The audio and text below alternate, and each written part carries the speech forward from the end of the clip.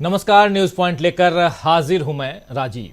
2024 के चुनाव का वक्त अब काफी करीब आ गया है दोस्तों। आप सब जानते हैं कि अब आज 23 तारीख है।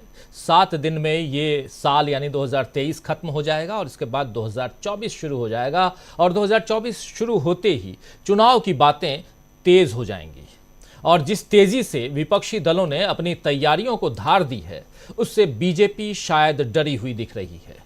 आप जानते हैं कि कांग्रेस ने घोषणा पत्र यानी मैनिफेस्टो कमेटी का गठन भी कर लिया है, जिसकी घोषणा आज ही हुई है। और इस कमेटी का अध्यक्ष बनाया गया है पी चिदम्बरम को और इसमें प्रियंका गांधी को भी शामिल किया गया है। टीएस सिंहदेव को इसका कन्वेनर बनाया गया है। वहीं राहुल गांधी बीजेपी को चौतरफा घेरने में लगे हुए हैं। कल आपने देखा कि जंतर मंतर पर, जो आप अभी तस्वीर देख रहे हैं जंतर मंतर दिल्ली का, यहाँ विपक्षी दलों का गठबंधन जो है उसने धरना प्रदर्शन किया और ये धरना प्रदर्शन था खासकर 146 सांसदों को संसद से बाहर कर देने के बाद, निलंबित कर देने के बाद उसके खिलाफ ये धरना प्रदर्शन, विरोध प्रदर्शन था। और यहाँ राहुल गांधी ने कल भाषण दिया। भाषण तमाम विपक्षी दलों के नेताओं ने दिया था, लेकिन उसमें राहुल गांधी का भाषण बहुत ही इंपॉर्टेंट इस लिहाज से था क्योंकि उन्होंने बेरोजगारी की भी बात की थी। कल जब हम लोग शाम को न्यूज पॉइंट में ही इसकी चर्चा कर रहे थे तो हमने उस मसले को यहाँ नहीं उठाया था, नहीं छुआ था, लेकिन आज ज़रूरी है इसलिए इस मसले को यहाँ हम उठा रहे हैं कि जिस तरह राहुल गांधी ने बेरोजगारी और देश में जो वक्त की बर्बादी के लिए मजबूर हो रहे हैं युवा, उसकी सच्चाई सामने ला रहे थे, उससे शायद बीजेपी घबराई हुई है। क्या सच्चाई यहां ला रहे थे, रख रहे थे राहुल गांधी? पहले इसको सुन लेते हैं, फिर चर्चा आगे बढ़ाते हैं। सुनिए जरा। इस देश का युवा आज रोजगार नहीं पा सकता है। मैंने किसी से कहा, जो सर्वे करते हैं, मैंने किसी से कहा एक काम करो,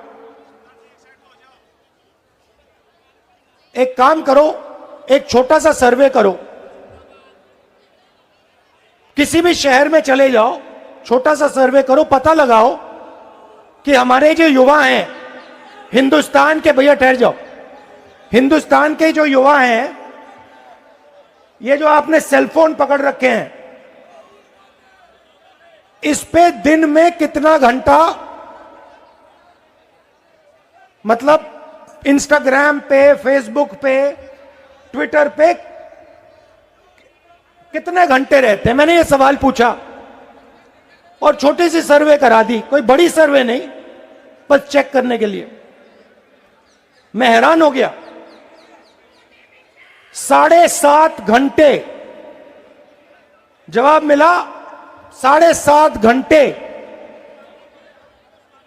युवा फेसबुक पे, इंस्टाग्राम पे, ट्विटर पे, ईमेल पे, अपने फोन पर, जैसे देखिए यहां पे सारे के सारे लोग फोन लिए पकड़े हुए हैं, देख रहे हैं। 7.5 घंटे नरेंद्र मोदी जी की सरकार में हिंदुस्तान का युवा सेलफोन पे बैठा है। क्यों? क्योंकि नरेंद्र मोदी जी ने उसको रोजगार नहीं दिया है, रोजगार उससे छीन लिया है और उसको एक ही रास्ता दिया है, सेलफोन पर इंस्टाग्राम को, मतलब देखते रहो, 24 घंटा देखते रहो। यह है हिंदुस्तान की हालत, सच्ची हालत। इसीलिए ये जो युवा थे जिन्होंने सिक्योरिटी ब्रीच जरूर की, वो भी आपकी गलती है, इसलिए वो पार्लियामेंट हाउस में कूद कर आए। ये भावना हिंदुस्तान के हर युवा के दिल में है। तो युवाओं की बात यहां कर रहे थे राहुल गांधी। युवा के किस ढंग से अब राह से भटक गए हैं, बेरोजगारी किस तरह से है, कैसे युवा जो हैं 7.5 घंटे का वक्त गुजारते हैं सेलफोन पे, यानी अपने मोबाइल फ़ोन पे, कैसे वो सोशल मीडिया प्लेटफॉर्म्स पर अपना समय गुजारते हैं और ये सब क्यों हो रहा है, इन तमाम मसलों को यहाँ राहुल गांधी रख रहे थे। कैसे दो युवा सदन के अंदर दर्शक दीर्घा से कूदकर सांसदों के बीच आ गए, ये तमाम बातें यहां रख रहे थे और इसके पीछे कहीं ना कहीं बेरोजगारी जो इस देश में है उसका आलम है और यही सच्चाई है। इसको रखने की कोशिश यहां राहुल गांधी कर रहे थे। आप जानते हैं दोस्तों कि राहुल गांधी पूरी भारत जोड़ो यात्रा में, जो पार्ट 1 राहुल गांधी की भारत जोड़ो यात्रा की जो पहली यात्रा हुई थी, उस यात्रा में महंगाई, बेरोजगारी और नफरत के खिलाफ देश को आगाह करते रहे हैं राहुल गांधी। और अब वही खतरे सामने दिख भी रहे हैं। जिन 3 मसलों को राहुल गांधी यहां अपनी यात्रा के दौरान रखते रहे, महंगाई, बेरोजगारी, ये बहुत ही महत्वपूर्ण मसला, और इन मसलों की चर्चा अब यहां क्यों सामने आ रही है, इसकी बात, ये खतरे क्यों दिखाई दे रहे हैं, वो आपको बता दूं कि एक तरफ देश में करोड़ों लोग बेरोजगार हैं, तो दूसरी तरफ देश पर 2,05,000 करोड़ रुपए का कर्ज हो गया है, जिस पर IMF यानी अंतर्राष्ट्रीय मुद्रा कोष या इंटरनेशनल मॉनिटरी फंड, इसने चेतावनी भी दी है और इधर RBI ने भी अब बढ़ती महंगाई पर चिंता जतलाई है।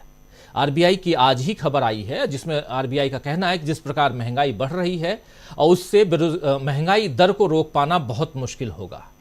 जब महंगाई बढ़ेगी तो महंगाई दर तो बढ़ेगा ही, और वो जब बढ़ जाएगी, इसलिए यहाँ ये इस बात को आप रेखांकित करना है, यहाँ अंडरलाइन करने की ज़रूरत है कि आखिर एक तरफ महंगाई, दूसरी तरफ बेरोजगारी और तीसरी तरफ हमारे ऊपर कर्ज, हमारे एक एक इंसान के ऊपर, आपके, मेरे, हम सब के ऊपर 1,40,000 रुपये प्रति जो यहाँ के जो नागरिक हैं उनके ऊपर कर्ज हो गया है। इतना कर्ज के बोझ के तले अगर आप और हम दब रहे हैं तो आखिर क्यों? क्या सब कुछ ठीक चल रहा है देश में? ये बड़ा सवाल है। यानी अच्छे दिनों का वादा देश से करके जिस मोदी जी ने देश को लाखों करोड़ का कर्जदार बना दिया है, और इससे मुक्ति का कोई उपाय भी बीजेपी के पास अब नजर नहीं आ रहा है, लेकिन फिर भी बीजेपी सत्ता पर बने रहना चाहती है। मोदी जी कहते हैं कि तीसरी बार हमको ले आइए, हम भारत की इकोनॉमी को 3 ट्रिलियन तक पहुंचा देंगे, और हमारा वादा है 5 ट्रिलियन तक पहुंचाना। और इतना ही नहीं, बल्कि वो 2047 की बात करते हैं और कहते हैं मोदी जी कि 2047 में हम भारत को विकसित राष्ट्र बना देंगे। विकासशील तो हम बहुत दिनों से हैं ही, लेकिन अब विकसित राष्ट्र बनाने के लिए 2047 की बात करते हैं। और कई लोग जो हैं, युवा भी भटक रहे हैं, और कई लोग इस देश के नागरिक, उनको लगता है कि मोदी जी जो कह रहे हैं बिल्कुल सही कह रहे हैं। हो सकता है मोदी जी सही कह रहे हों, लेकिन जो सच्चाई है, जो तथ्य है, जो हमारे देश का जो RBI है वो जो सामने रख रहा है, यानी कि रिजर्व बैंक ऑफ इंडिया जो सामने रख रहा है, इंटरनेशनल मॉनिटरी फंड जो सामने रख रहा है, उन सच्चाइयों से आप आंख मूंद नहीं सकते हैं। अभी तक बीजेपी राम मंदिर के उद्घाटन को भुनाने में लगी हुई थी, लेकिन अब शायद बीजेपी को समझ आ गया है कि इस बार उसे केवल हिंदुत्व और राम मंदिर के भरोसे जीत नहीं मिल सकती है, और न ही 3 राज्यों में मिली जीत से लोकसभा में जीत मिलेगी बीजेपी को, बल्कि विपक्ष के आगे बीजेपी खुद को लाचार महसूस कर रही है। और इसीलिए जैसे ही इंडिया गठबंधन की बैठक की सूचना आई, वैसे ही बीजेपी ने फौरन अपने उच्च पदाधिकारियों और मुख्यमंत्रियों के साथ 2 दिन की बैठक बुला ली, जिसमें एक दिन मोदी जी रहे और अगले ही दिन अमित शाह रहे। 22 और 23 की बात, आज 23 दिसंबर है। इन 2 दिनों तक बीजेपी ने अपने अंदर खाने जो बैठक की है, उसमें उच्च पदाधिकारियों और मुख्यमंत्रियों की बैठक, वो बहुत महत्वपूर्ण बैठक है। दरअसल बीजेपी की यह तैयारी बता रही है कि वो विपक्ष से मिल रही चुनौतियों का गंभीरता से सामना करने के लिए खुद को तैयार कर रही है, या कहें कि उस गंभीरता को वो समझ रही है। हालांकि माहौल ऐसा ही बनाया जा रहा है कि बीजेपी अपनी जीत को लेकर निश्चिंत है, और तीसरा टर्म यानी कि बीजेपी को जीत की हैट्रिक मिल जाएगी, लग जाएगी 2024 में, और उसे चुनावों की कोई चिंता नहीं है। यह भी सामने दिखाया जा रहा है, बताया जा रहा है। लेकिन क्या बीजेपी के लिए इस बार चुनाव जीतना इतना आसान है, या फिर 2024 में विपक्ष के आगे घुटने टेक देगी बीजेपी? बहुत सारे सवाल हैं दोस्तों। इन सवालों का जवाब ढूंढने की कोशिश हम करेंगे इस कार्यक्रम के जरिए। और जो कुछ चल रहा है, एक तरफ कांग्रेस की तैयारियां, कांग्रेस की जो तैयारियां हैं वो किस किस स्तर पे हो रही हैं, इंडिया गठबंधन जो 28 दलों का गठबंधन है वो किस ढंग से 2024 की तरफ बढ़ रहा है, जिसमें कभी नीतीश कुमार की नाराजगी की बात आती है, कभी लालू प्रसाद यादव की बात आती है, तो कभी ममता बनर्जी और अखिलेश यादव की नाराजगी की बात आती है। इन बातों में कितना दम है? इन सब के बीच एक बात और भी है कि राहुल गांधी जल्दी से भारत जोड़ो यात्रा शुरू करने जा रहे हैं, ऐसी खबर भी आ रही है। तो इन खबरों में सच्चाई क्या है, और सबसे बड़ी बात इन सब के बीच कि आखिर किस बिना पर, किस दम पर मोदी जी को लगता है कि तीसरा टर्म उनको मिल जाएगा, बीजेपी को लगता है कि जीत तो 2024 में उसकी ही होगी। आखिर ऐसा कैसे बीजेपी सोचती है, क्या कारण है? इन तमाम मसलों पे आज चर्चा करेंगे कि विपक्ष का प्लान जो है अब की बार 2024 में आर पार, और विपक्ष का प्लान कैसा है तैयार, वो सब हम यहाँ चर्चा करते हैं। आइए, हमारे साथ कुछ वरिष्ठ साथी जुड़े हुए हैं। सबसे पहले उन सबसे आपका परिचय करवाता हूं और आगे बढ़ते हैं। देखिए, इस वक्त 5 वरिष्ठ साथी हमारे साथ जुड़े हुए हैं। अमलेंदु उपाध्याय जी का स्क्रीन ब्लैक दिख रहा है, कैमरा ऑन, हाँ अब ऑन कर लिए। अमलेंदु जी हमारे साथ बने हुए हैं, हमारे साथ डॉक्टर दीपक पाचपोर जी बने हुए हैं, हमारे साथ हेमंत अत्री साहब बने हुए हैं, प्रोफेसर रविकांत जी बने हुए हैं और प्रशांत टंडन जी बने हुए हैं हमारे साथ। प्रशांत जी कल से हिम्मत करके बैठ रहे हैं और आप देख ही रहे हैं प्रशांत जी का हुलिया, सिर्फ हाथ ही नहीं, उनकी पसलियां भी टूटी हुई हैं, बहुत गंभीर चोट से गुजर चुके हैं प्रशांत जी, आप सब जानते ही हैं, और स्वास्थ्य लाभ ले रहे हैं और आप सबकी दुआएं उनके साथ हैं। तो दोस्तों, सबसे पहले आप पांचों साथियों का स्वागत करता हूं और स्वागत इसके बाद आप तमाम साथी जो अब तक जुड़ चुके हैं इस कार्यक्रम में, जो जुड़ने वाले हैं, आप सबका भी। और चर्चा की शुरुआत करते हैं। राहुल गांधी की बात आपने सुनी। प्रशांत जी, आपके पास ही आना चाहता हूं। पहले राहुल गांधी की बात आप सुन रहे थे, उस कल के उस वीडियो को चूंकि यहाँ नहीं रखा था, लेकिन रखना ज़रूरी इसलिए क्योंकि युवाओं का देश कहलाता है भारत। 60 करोड़ से ज़्यादा की संख्या भारत में युवाओं की है और मोदी जी को 2 बार प्रधानमंत्री की कुर्सी दिलाने में युवाओं का बहुत बड़ा योगदान है। ये मोदी जी भी कहते हैं और कुछ हमारे जो सेफोलॉजिस्ट हैं अलग अलग आंकड़े लेके आते हैं वो भी बताते हैं, उस आधार पे मैं भी यहाँ रख रहा हूँ। तो यहाँ युवा बेरोजगारी की बात न करके और मोबाइल पे अपने सेलफोन पे जो मशगूल है उसकी बात यहाँ राहुल गांधी बता रहे थे। 7.5 घंटा कम नहीं होता। लेकिन दूसरी तरफ जो विपक्ष की तैयारियां हैं, उन तैयारियों के बीच युवाओं की बात यहाँ क्यों मैं ला रहा हूँ? इसलिए ला रहा हूँ क्योंकि देश में कर्ज बढ़ता जा रहा है, देश में बेरोजगारी बढ़ती जा रही है, देश में महंगाई बढ़ती जा रही है। लेकिन इन सब की चिंता किए बिना अगर युवा अपने मोबाइल में बिजी रहेंगे, मोदी जी ये सोचेंगे कि किसी भी हाल में तीसरा टर्म तो मिल ही रहा है, ये कॉन्फिडेंस उनका रहेगा। और विपक्ष, तब तो विपक्ष की तैयारियों की बात करें तो विपक्ष को आप कहाँ देखते हैं? ज़रा उन तैयारियों से ही इस चर्चा की शुरुआत करते हैं सबसे पहले, और जिसमें अलग अलग बातें आगे बढ़ के हम करेंगे भी, और बहुत सारे मसले आज मैं उठाना चाहता हूँ शनिवार का दिन इत्मीनान से।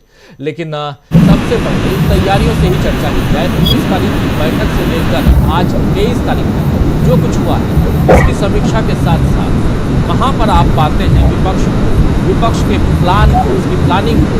हाँ, इसमें 2 बातें और जो, एक ये कि मल्लिकार्जुन खड़गे अपनी टीम धीरे धीरे बना रहे हैं। अभी से थोड़ी देर बाद एक और भी सूचना मिल जाएगी, कांग्रेस पार्टी ने अपनी मल्लिकार्जुन खड़गे ने अपनी टीम नहीं बना दी, इसकी सूचना भी आ सकती है कांग्रेस पार्टी। और दूसरी सूचना ये है कि मैनिफेस्टो कमेटी का गठन हो गया है 2024 के लिए। कांग्रेस ने अपने मैनिफेस्टो कमेटी का गठन कर दिया।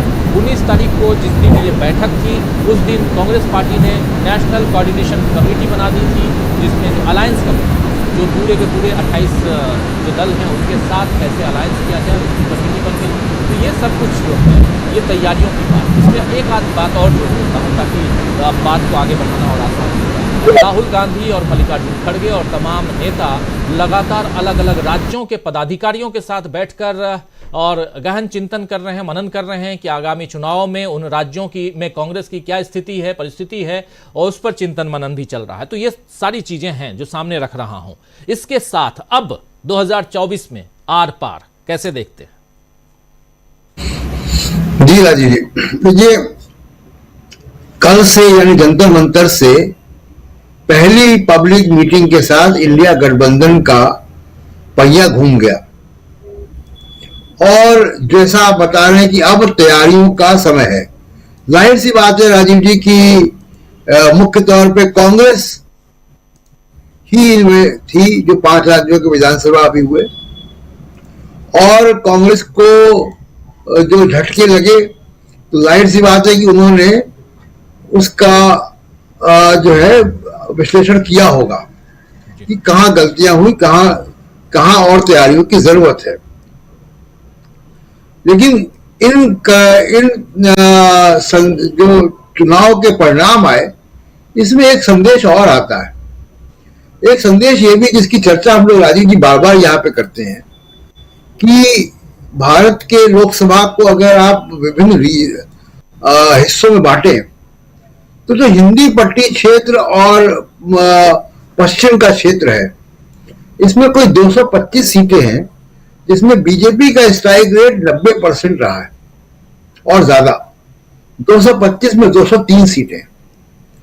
तो ये जो हिंदी पट्टी है, जहां पे राजस्थान में 25 की 25, गुजरात में सारी की सारी सीटें, मध्य प्रदेश में शायद एक को छोड़ के सारी सीटें, उत्तर प्रदेश में क्लीन स्वीप, और ये सारा जो था, छत्तीसगढ़ में 9 सीटें 11 में से। अब अगर आप देखिएगा कि ये जो अभी के चुनाव हुए, उससे एक नतीजा सामने ये आता है कि भले ही बीजेपी की सरकारें बन गई हैं, लेकिन बीजेपी का जो यूनिवर्स है उसमें बढ़ोतरी नहीं हुई, यानी उनका जो सपोर्ट बेस है उसमें इजाफा नहीं हुआ है। और उसमें इजाफा ना होना एक वार्निंग है। वार्निंग इसलिए है क्योंकि अब इंडिया गठबंधन है। अब बिना अपने 39% से ऊपर जाए बीजेपी, दिल्ली में वापसी का मुश्किल रास्ता होगा उनके लिए। तो उनको अभी 3-4% की जंप लेनी होगी। मुझे नहीं लगता कि ये 3-4% की जंप आ रही है।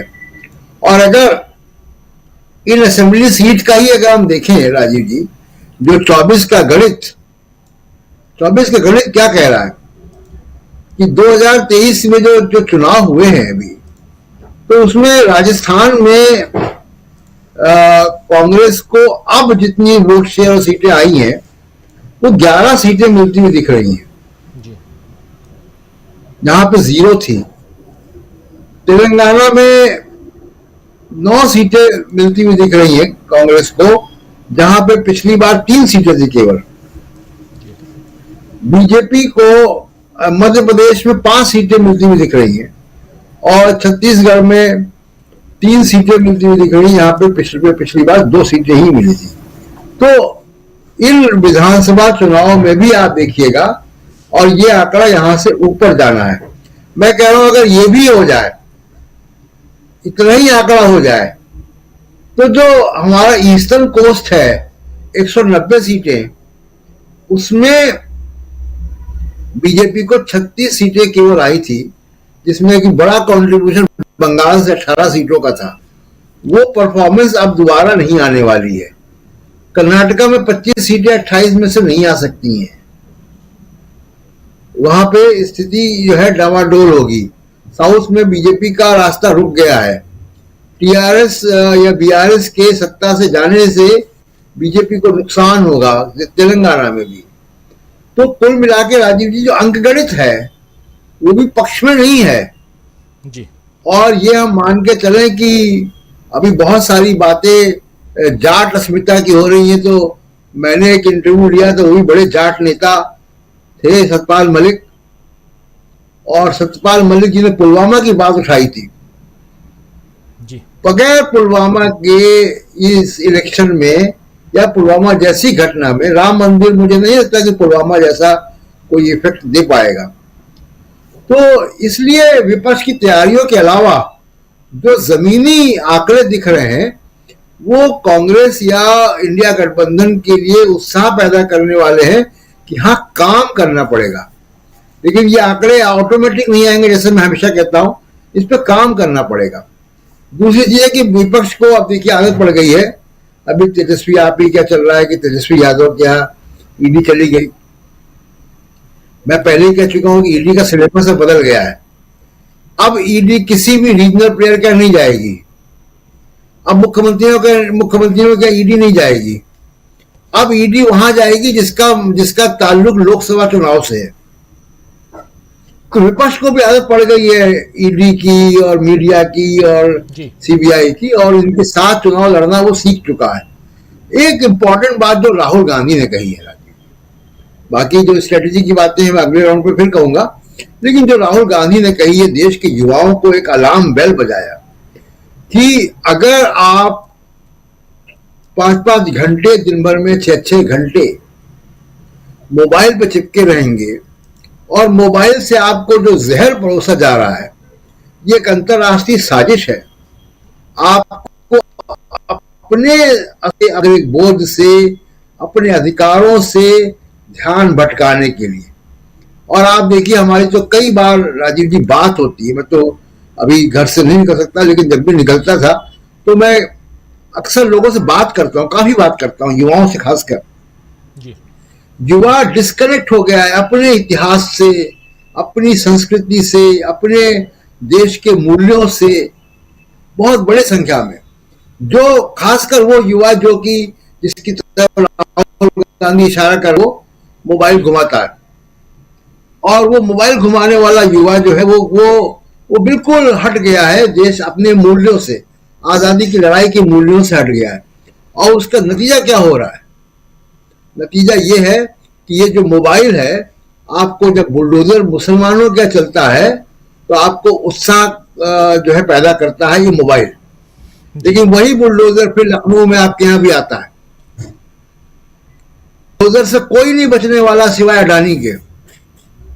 तो अगर आप ये मोबाइल पे आप घूमते रहेंगे तो ये सारी मुसीबतें आपके ऊपर आने वाली हैं और आपको नागरिक अधिकारों से वंचित रखा जाएगा। आप नौकरी की बात नहीं कर पाएंगे। जिस तरीके के कानून आईपीसी सीआरपीसी बदल दी गई है वो पुलिस राज में तब्दील हो जाएगा देश। तो एक बहुत बड़ी अलार्म बेल राहुल गांधी ने बजाई है कि युवाओं को ध्यान देना चाहिए कि आप वापस लौटे नागरिक बोध में, नागरिकता का बोध पैदा करें अपने अंदर। किसी के बुलडोजर चले तो आप उत्साह ना मनाए मोबाइल देखकर, क्योंकि बुलडोजर उत्साह मनाने वालों के यहाँ भी आता है।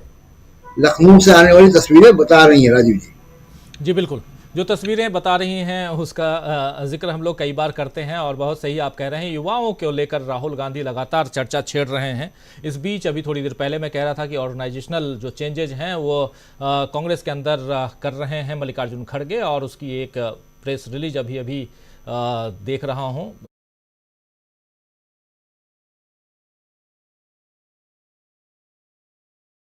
किए गए हैं। कुमारी शैलजा को उत्तराखंड का प्रभारी बनाया गया है। आप देख लीजिए, ब्रेकिंग आपके सामने रख रहे हैं। सचिन पायलट को छत्तीसगढ़ की जिम्मेदारी दी गई है। अलग अलग राज्यों की जिम्मेदारी बांट दी गई है और तमाम नेताओं की जिम्मेदारी। और कांग्रेस में बड़ा फेरबदल इस वक्त हो चुका है, जिसकी चर्चा शुरुआत में हमने की थी कि ऐसी खबर आ रही है कि बड़ा फेरबदल कांग्रेस करने जा रही है। वो ऑलरेडी है। प्रियंका गांधी की जगह स्वतंत्र चार्ज दिया गया, स्वतंत्र प्रभार दिया गया है। अभी किसी भी राज्य की जिम्मेदारी नहीं दी गई है, लेकिन वो जिम्मेदारी उनके पास है। सचिन पायलट को छत्तीसगढ़ के, ऐसे ही अलग अलग राज्यों की अलग अलग जिम्मेदारियां, अलग अलग नेताओं को, अलग अलग जनरल सेक्रेटरीज को जिम्मेदारी दी गई है। मुकुल वासनिक को गुजरात की जिम्मेदारी दी गई है। जो मेरे सामने जो प्रेस रिलीज है, आप स्क्रीन पर हालांकि कुछ ही जगहों के देख रहे हैं, लेकिन जो प्रेस रिलीज है उस आधार पर मैं बता रहा हूं कि मुकुल वासनिक है प्रियंका गांधी को विदाउट एनी असाइंड पोर्टफोलियो। फिर जितेंद्र सिंह को असम और additional charge of Madhya Pradesh दिया गया है। फिर रणदीप सिंह सुरजेवाला को कर्नाटक फिर से भेज दिया गया है। दीपक बाबरिया को दिल्ली का एडिशनल और हरियाणा का भी चार्ज दिया गया है। सचिन पायलट छत्तीसगढ़, अविनाश पांडे आप देख चुके उत्तर प्रदेश का, कुमारी शैलजा को उत्तराखंड का, जी मीर हैं ये झारखंड के हैं और वेस्ट बंगाल के इंचार्ज बनाए गए हैं। ये आप स्क्रीन पर देख रहे हैं उनकी प्रेस रिलीज। दीपा देशमुंशी भी हैं, दास मुंशी, माफ़ी चाहूँगा, दीपा दास मुंशी को केरल का इंचार्ज बनाया गया है, लक्षद्वीप का इंचार्ज बनाया गया है और तेलंगाना का भी। ऐसे ही जयराम रमेश को कम्युनिकेशन, उनके पास कम्युनिकेशन है, कम्युनिकेशन ही रखा गया है उनके पास। और केसी वेणुगोपाल को ऑर्गेनाइजेशनल जो उनका अभी चार्ज है वही रखा गया है उनके साथ में। और उसके अलावा रमेश कई अलग अलग हैं। बिहार के हैं मोहन प्रकाश जी जो कोऑर्डिनेशन कमेटी में भी हैं, उनको है। अजय कुमार को रखा गया है ओडिशा में। ये सब देख लीजिए आप, पहली ये लाइन, इसके बाद ये पहला ये पढ़ चुका हूँ, दूसरा लेके आइए, दूसरी लिस्ट जो है वो लेके आइए, बहुत ही इंपॉर्टेंट है। ये जितने अजय माकन ट्रेजरार होंगे ये सब है ज्वाइंट, मतलब इन्होंने मल्लिकार्जुन खड़गे ने अपनी टीम बना ली है और सबको पोर्टफोलियो बांट दिया गया है। अलग अलग राज्यों की जिम्मेदारी सबको दे दी गई है। आप देख रहे हैं पूरा अलग अलग नाम। राजीव शुक्ला को हिमाचल प्रदेश का और चंडीगढ़ का, हिमाचल प्रदेश की जिम्मेदारी उनके पास पहले भी थी और चंडीगढ़ की जिम्मेदारी दे दी गई है। और सुखजिंदर सिंह रंधावा राजस्थान की जिम्मेदारी उनके पास पहले भी थी और देवेंद्र यादव को पंजाब की जिम्मेदारी, ये तमाम आप देख ही रहे हैं। तो ये जो जिम्मेदारियां हैं ये बांट दी गई हैं। एक बार पहले प्रोफेसर रविकांत जी आपके पास, फिर हेमंत अत्री जी इस पे आपके पास भी आता हूं। क्या माना जाए, ये एक जिम्मेदारियों का दिन दिखाई दे रहा है। पोर्टफोलियोज बांट दिए गए, उसके अलावा मैनिफेस्टो कमेटी बना दी गई, कोऑर्डिनेशन कमेटी बना दी गई। कांग्रेस जो है अलग अलग राज्यों में अलग अलग जो उनके गठबंधन के जो दल हैं उनके साथ बात कर रही है। राहुल गांधी ने कल ही नीतीश कुमार से बात की थी, लालू प्रसाद यादव और नीतीश कुमार की बात चल रही थी नाराजगी की, वो खबर भी इसी बीच आई थी 19 तारीख के बाद। तो बहुत सारी चीजें हो रही हैं, लेकिन कांग्रेस ऑर्गेनाइजेशनल रूप से अगर देखें हम तो संगठन के रूप में, सांगठनिक तौर पर कांग्रेस जो है वो मजबूत खुद को करने में और जनता के बीच उसकी झलक दिखाने की कोशिश कर रही है। ये बात कितनी अंदर तक जा सकती है और कितनी मजबूती से कांग्रेस यहां फाइट करती हुई दिखाई देती है, प्रोफेसर रविकांत जी? निश्चित रूप से थोड़ा देर जरूर कर दी कांग्रेस पार्टी ने। ये चेंजेस तो पहले हो जाने चाहिए, लेकिन अब वो उतनी ही तेजी से इस काम पर लग गए। उत्तर प्रदेश जो बहुत दिनों से इस इंतजार में था कि कोई नया प्रभारी आएगा, क्योंकि प्रियंका जी 22 के चुनाव के बाद यहाँ आ नहीं रही थी। उसी तरह से मुझे लगता है कि जो आप नाम आपने पढ़े हैं उसमें नौजवान ज्यादा हैं, महिलाओं को भी उतनी ही तवज्जो मिली है। और अब इनकी अग्नि परीक्षा है कि वो लोकसभा चुनाव में कैसे प्रदर्शन करेंगे और कैसे संगठन को मजबूत करेंगे। तो निश्चित तौर पर कांग्रेस के सामने एक बड़ी चुनौती है, क्योंकि ये चुनाव न सिर्फ कांग्रेस के लिए बल्कि पक्ष के सभी दलों के लिए और देश की जनता के लिए मैं समझता हूं कि सबसे महत्वपूर्ण चुनाव होने जा रहा है जी। इस चुनाव में जो उम्मीदें हैं लोगों को, उन उम्मीदों को पैदा करने में राहुल गांधी की एक बड़ी भूमिका रही है। पिछले भारत जोड़ो यात्रा से आप देखें तो, और राहुल गांधी ऐसे नेता के तौर पर उभरे जो बहुत प्रबुद्ध ढंग से चीजों को समझते हैं, देखते हैं। अगर वो आज नौजवानों की बात कर रहे हैं और नौजवानों की चिंता वो बराबर करते रहे हैं, 7.5 घंटे ट्विटर, फेसबुक और इस सब पर बिताना, इसका क्या मतलब है कि वो एडिक्ट हो गए हैं एकदम, उनके पास कोई काम नहीं है। और उससे न सिर्फ संवेदनशीलता घटती है बल्कि जो रिश्ते हैं वो रिश्ते भी कहीं ना कहीं कमजोर पड़ते हैं। और डेफिनेटली उन पर वो क्या देख रहे होंगे अगर आप इसको देखिएगा। और मैं समझता हूँ कि इसका सबसे बड़ा खतरा, अगर आप अदरवाइज न ले तो, क्योंकि मेरी उस तरह की स्टडी होती है, सबसे ज्यादा जो प्रभाव डाला गया है वो दलितों और पिछड़ों पर डाला गया है। क्योंकि इस बीच में अगर आपने देखा हो तो अलविश यादव जैसे नौजवान जो पिछड़े जाति से आते हैं उनको हीरो बना करके पेश किया गया इसी डिजिटल मीडिया के जरिए। और इसके अलावा वो महिलाएं आपको दिखेंगी, मैं तो कई बार देखता रहता हूँ इन चीजों को, कि जो दलित तो बिल्कुल गरीब परिवार से आती हैं वो भी अपना इंस्टाग्राम ही सब चलाती हैं। तो जहां डॉक्टर अंबेडकर हो, नेहरू हो, वो देश के विकास में शिक्षा की भूमिका को रेखांकित कर रहे थे। और अंबेडकर तो जिस लहजे में बात करते थे कि सुबह सुबह आपको 2 घंटियां सुनाई पड़ेंगी, एक मंदिर की होगी और एक स्कूल की होगी, आपको तय करना है कि किधर जाना है, आपको स्कूल की घंटी पर स्कूल जाना है। आज के हालात ये हैं कि वो महिलाएं जिनको पहली अध्यापिका भी माना जाता है बच्चों की, वो इंस्टाग्राम चला रही हैं और बेसिर पैर का।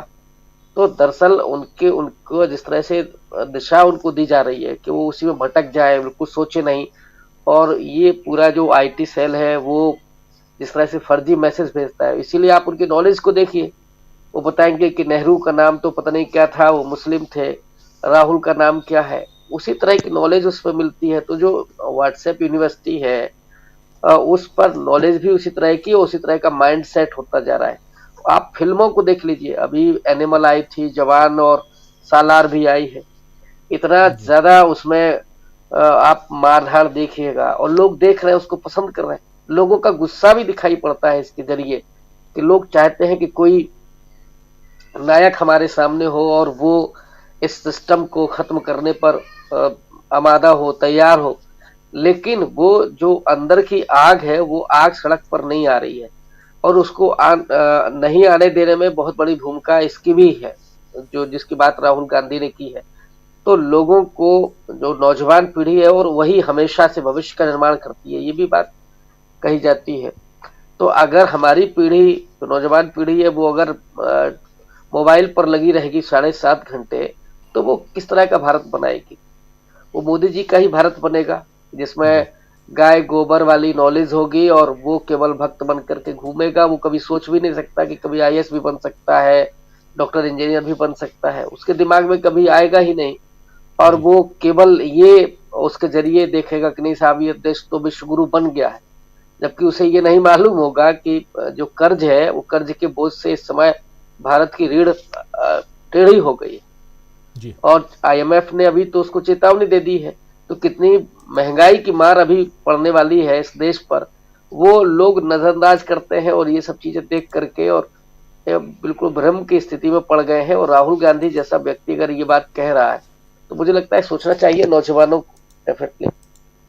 बिल्कुल, नौजवानों को भी सोचना चाहिए और देश के जो दूसरे दलों के नेता हैं उनको भी सोचना चाहिए और सत्तारूढ़ दल के जो सबसे बड़े नेता हैं प्रधानमंत्री नरेंद्र मोदी को भी सोचना चाहिए कि जिसके दम पर 2 बार चुनाव जीत कर आए हैं, आखिर वो नौजवान कहाँ जा रहे हैं, किस दिशा में जा रहे हैं, ये भी सोचना चाहिए। हालांकि अब गुजरात में भी शराब की बिक्री पे बातें होने लगी हैं, तो अब उस पर भी सोचना चाहिए। हेमंत अत्री साहब, आपके पास आना चाहता हूं और बहुत सारी बातें आप तक पहुंच चुकी इस चर्चा के दौरान।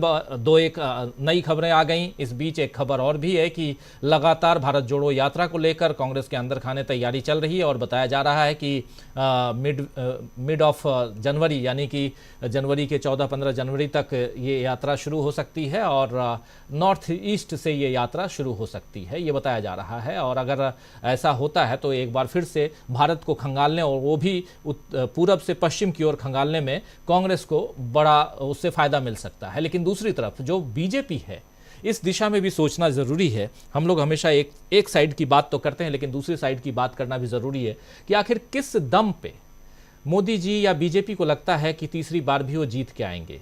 और इतनी सारी चीज़ें होने के बाद भी आप देखिए, चाहे वो नोटबंदी का मामला हो या कोरोना काल में अफरा तफरी का माहौल हो, देश में इतनी बेरोजगारी है, GDP के स्तर को देखिए आप, अब 2,05,000 करोड़ रुपए का कर्ज हो गया, अपने आप में ऐतिहासिक है। सब कुछ ऐतिहासिक हो रहा है पिछले 10 साल में।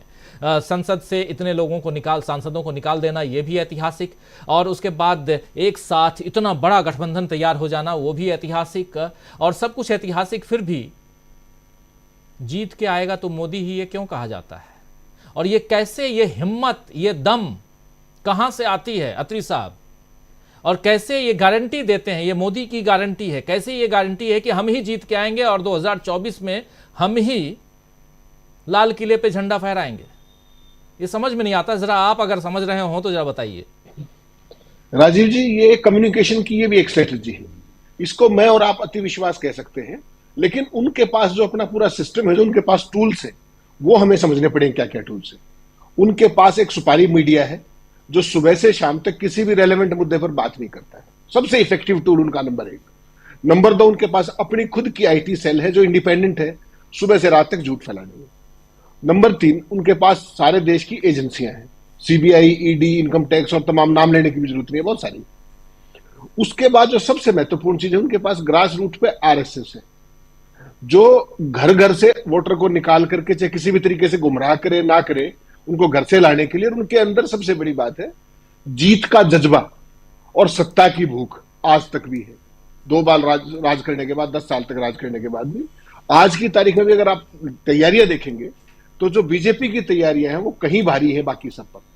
और उसका कारण केवल क्या है? संसाधन उनके पास है, सिस्टम उनके पास है, चुनाव आयोग उनके पास है, प्रशासन उनके पास है, और अगर मैं अतिशोक्ति ना कहूं तो EVM भी उनके पास है। इस जो आत्मविश्वास का सबसे बड़ा कारण है वो एक EVM भी एक कारण है। ये धीरे धीरे समय के साथ पता लगेगा लोगों को।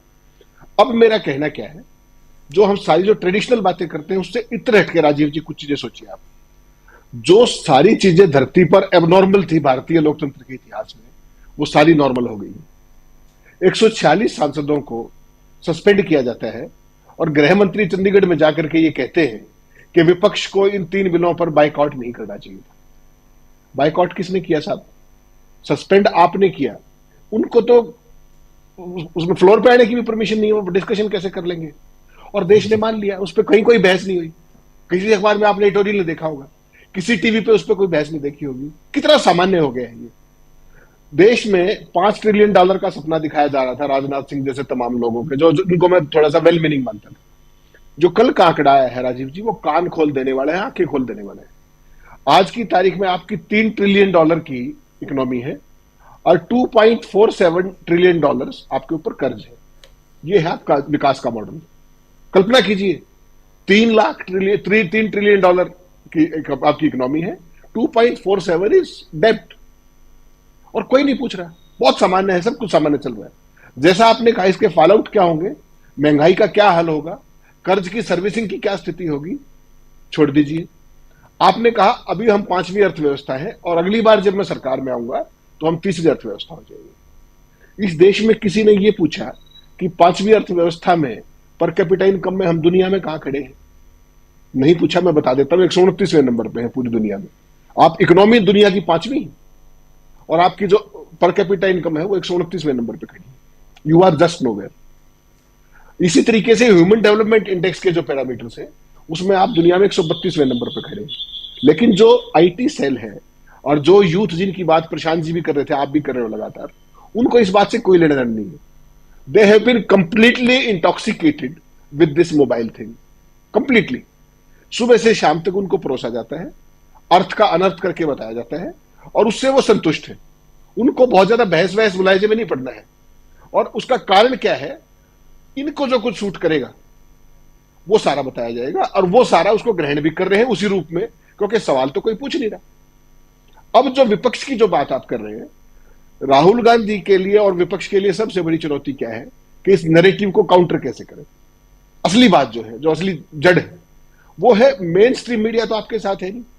और सुबह से शाम तक टीवी चैनल और अखबार जिस तरीके का प्रोपेगेंडा कर रहे हैं, आज आप कोई भी ऑनलाइन टीवी भी खोलिए, जो ये तमाम चीजें चलती, कोई अखबार का एडिशन खोलिए, 4 से 5 अयोध्या की मिलेंगी आपको खबरें पर डे। लीड से लेकर के टेल तक सारी खबरें अयोध्या की मिलेंगी। कोई अखबार उठा लीजिए, कोई टीवी चैनल उठा लीजिए आप, 30 सेकंड का, आप 1.25 मिनट का, उसमें कहते हैं 1.25 मिनट का मुहूर्त का काल है, 1.25 मिनट में मुहूर्त की प्रतिस्थापना होगी। क्या बातें कर रहे हैं आप? क्या सिखा रहे हो? इसका तो कोई मतलब है? किस ग्रह की क्या पोजीशन होगी? मेरा कहने का मतलब यह है राजीव जी, इस नैरेटिव को कहीं और ले जाना पड़ेगा। और वो नैरेटिव क्या है? मोदी के पास केवल एक नैरेटिव है, मैं का, मैं और मैं, और पूरी भाजपा उसके पास हाथ बांधे खड़ी है, पूरा तंत्र उनके पीछे हाथ बांधे खड़ा है।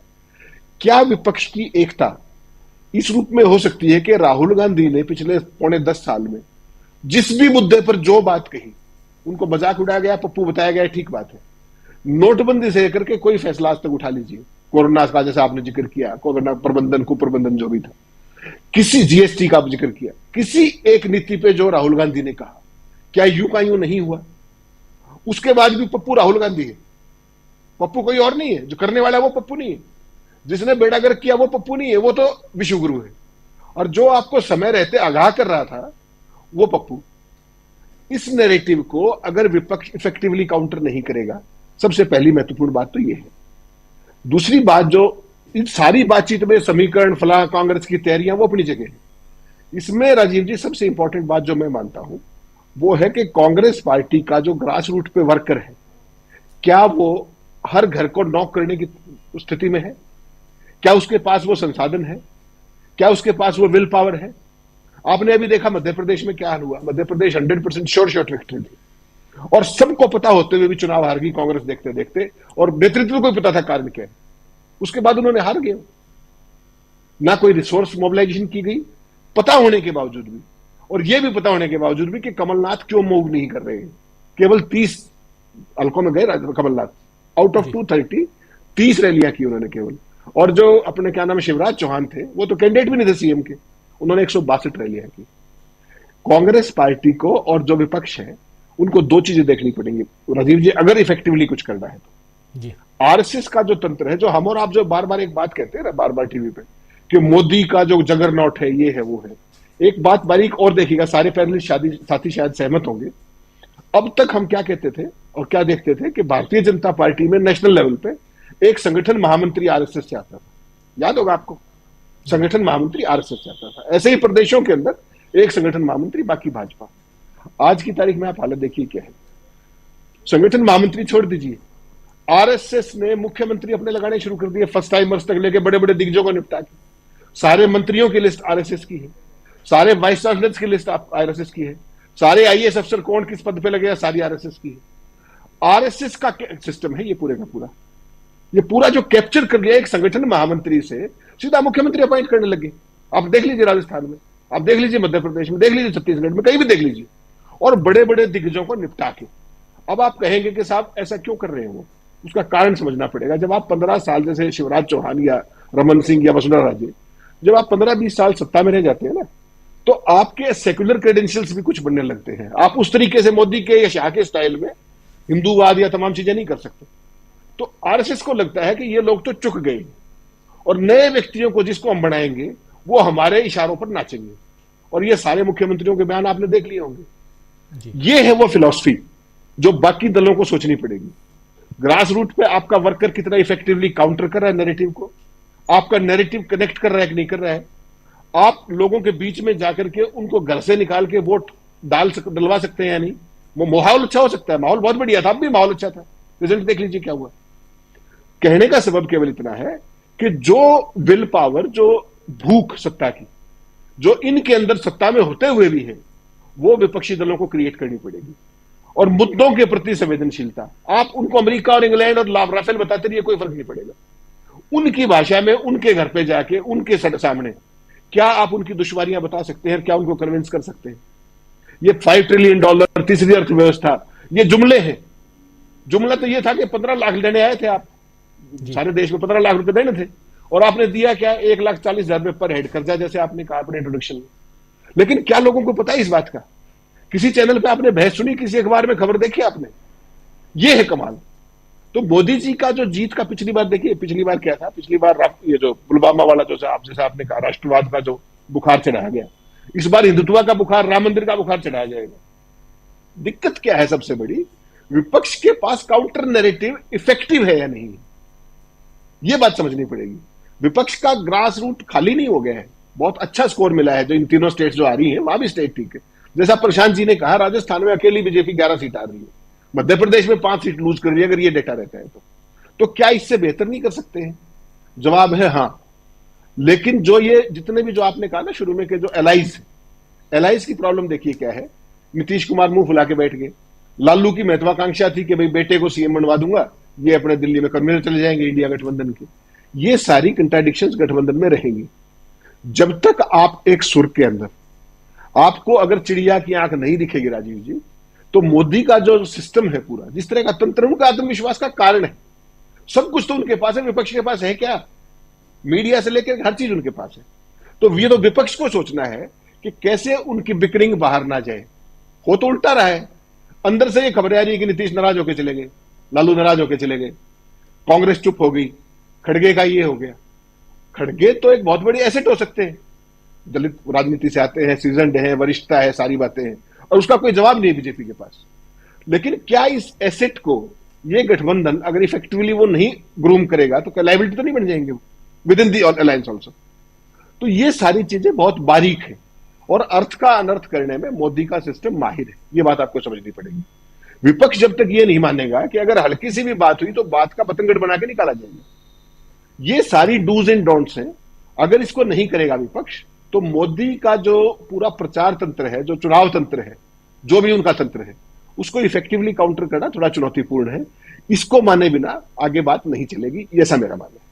जी बिल्कुल, बिल्कुल सही कह रहे हैं आप। बहुत सारी बातें जो यहाँ विपक्ष को समझने की ज़रूरत है, और मोदी जी की मजबूती और मोदी जी की जो कमज़ोरियां हैं उसको यहाँ सामने लाने की ज़रूरत है, और उस पर काउंटर करने, प्रहार करने की ज़रूरत है। तभी शायद विपक्ष इस चुनौती का सामना बहुत मजबूती के साथ कर सकता है। और सबसे बड़ा अगर देखा जाए तो 5 राज्यों के चुनाव में से ये जो 3 राज्य, हिंदी पट्टी के जो 3 राज्य थे, और उसमें भी छत्तीसगढ़ और मध्य प्रदेश को हारना, अगर बीजेपी हारी, कांग्रेस हारी है तो वो कैसे हारी इसकी समीक्षा कर लें तो शायद 2024 का चुनाव जीतना आसान हो जाएगा, सीधे शब्दों में कहा जाए तो। और अगर इसमें भी आप कहें कि नहीं जी, और सिर्फ ईवीएम एक बहुत बड़ा मुद्दा है जिसका जिक्र आप कर भी रहे हैं हेमंत अत्री साहब, ईवीएम एक बहुत बड़ा मुद्दा है। हमारे तमाम साथी लिखते भी हैं कमेंट बॉक्स में कि ईवीएम जब तक है तब तक मोदी को हराना मुमकिन नहीं है, लेकिन ऐसा नहीं है कि ईवीएम के रहते हुए आप नहीं हरा सकते। इसी ईवीएम के रहते हुए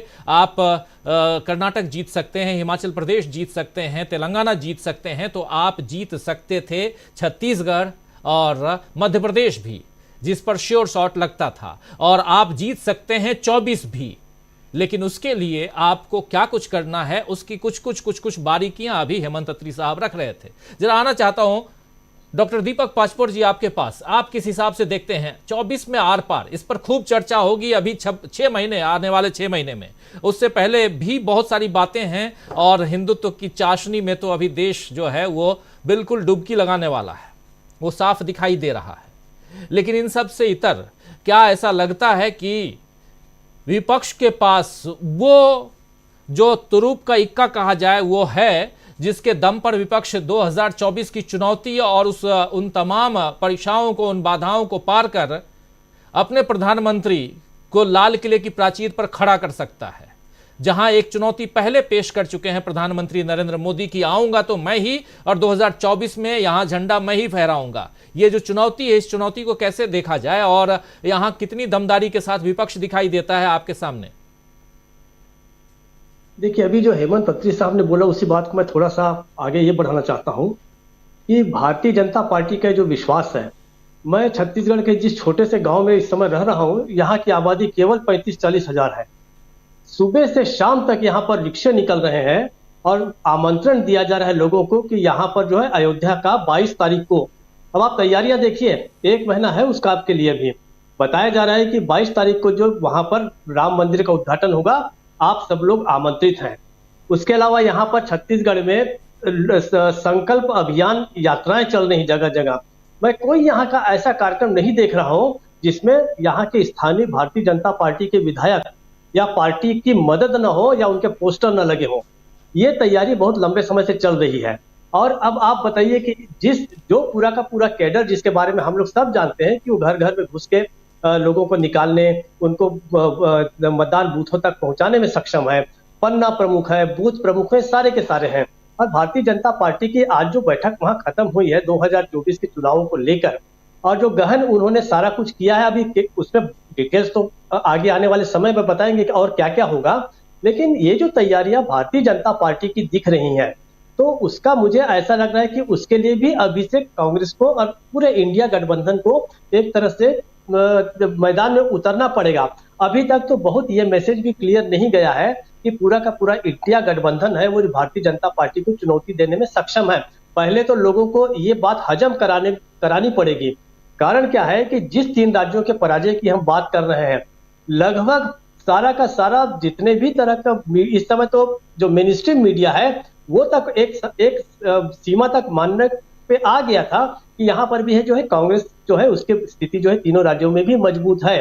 लेकिन इसके बाद भी अब जो पराजय हो गया, अब देखिए आज जो कांग्रेस ने जो फेरबदल किया है, उस फेरबदल से आप सही कहेंगे राजीव जी तो कोई बहुत स्पार्किंग चीज नजर नहीं आ रही है। अब आप ये बताइए कि जनता को आप क्या बताएंगे कि आपने प्रियंका गांधी को वहां से क्यों हटाया? एक समय माना जा रहा था कि वो बहुत स्टार प्रचारक है, सारे कुछ है। शैलजा जो है, शैलजा को हटा के आपने छत्तीसगढ़ से हटाया है, उत्तराखंड भेज दिया। शैलजा पर तो यहाँ भी आरोप लग गए थे, आपको भी पता होगा कि यहाँ पे बहुत सारे लोगों ने आरोप लगाया कि शैलजा के कारण भी हम हारे हैं। सीधी सीधी बात है। अब इसका क्या जवाब होगा? और देखिए किस तरीके से भारतीय जनता पार्टी अपने पत्ते फेंकती है। अब उन्होंने अडवाणी और जोशी को नहीं बुलाया, इसकी सब कोई चर्चा कर रहे हैं, लेकिन इसकी चर्चा कम हो रही है कि उन्होंने मल्लिकार्जुन खड़गे को बुलाया है, सोनिया गांधी को बुलाया है, मनमोहन सिंह को बुलाया है और देवेगौड़ा को बुलाया है। चलिए देवेगौड़ा वाली बात इसलिए कि अब वो तो एक तरह से उनके काफी फ्रेंडली हो गए हैं। लेकिन अब ये बताइए कि कांग्रेस क्या जवाब देगी कि ये जाएंगे या नहीं जाएंगे? अगर ये लोग जाते हैं उनके कार्यक्रम में, राम मंदिर के उद्घाटन में, तो कहा जाएगा कि देखिए हम तो इतने उदार हैं, हमने इनको भी बुला लिया। और अगर कांग्रेस विशेषकर ये तीनों नेता नहीं जाते हैं, इसका जो जो प्रभाव पड़ेगा पूरे देश में, उसको जिस तरीके से प्रचार करेंगे, आप मतलब आप कल्पना ही कर सकते हैं।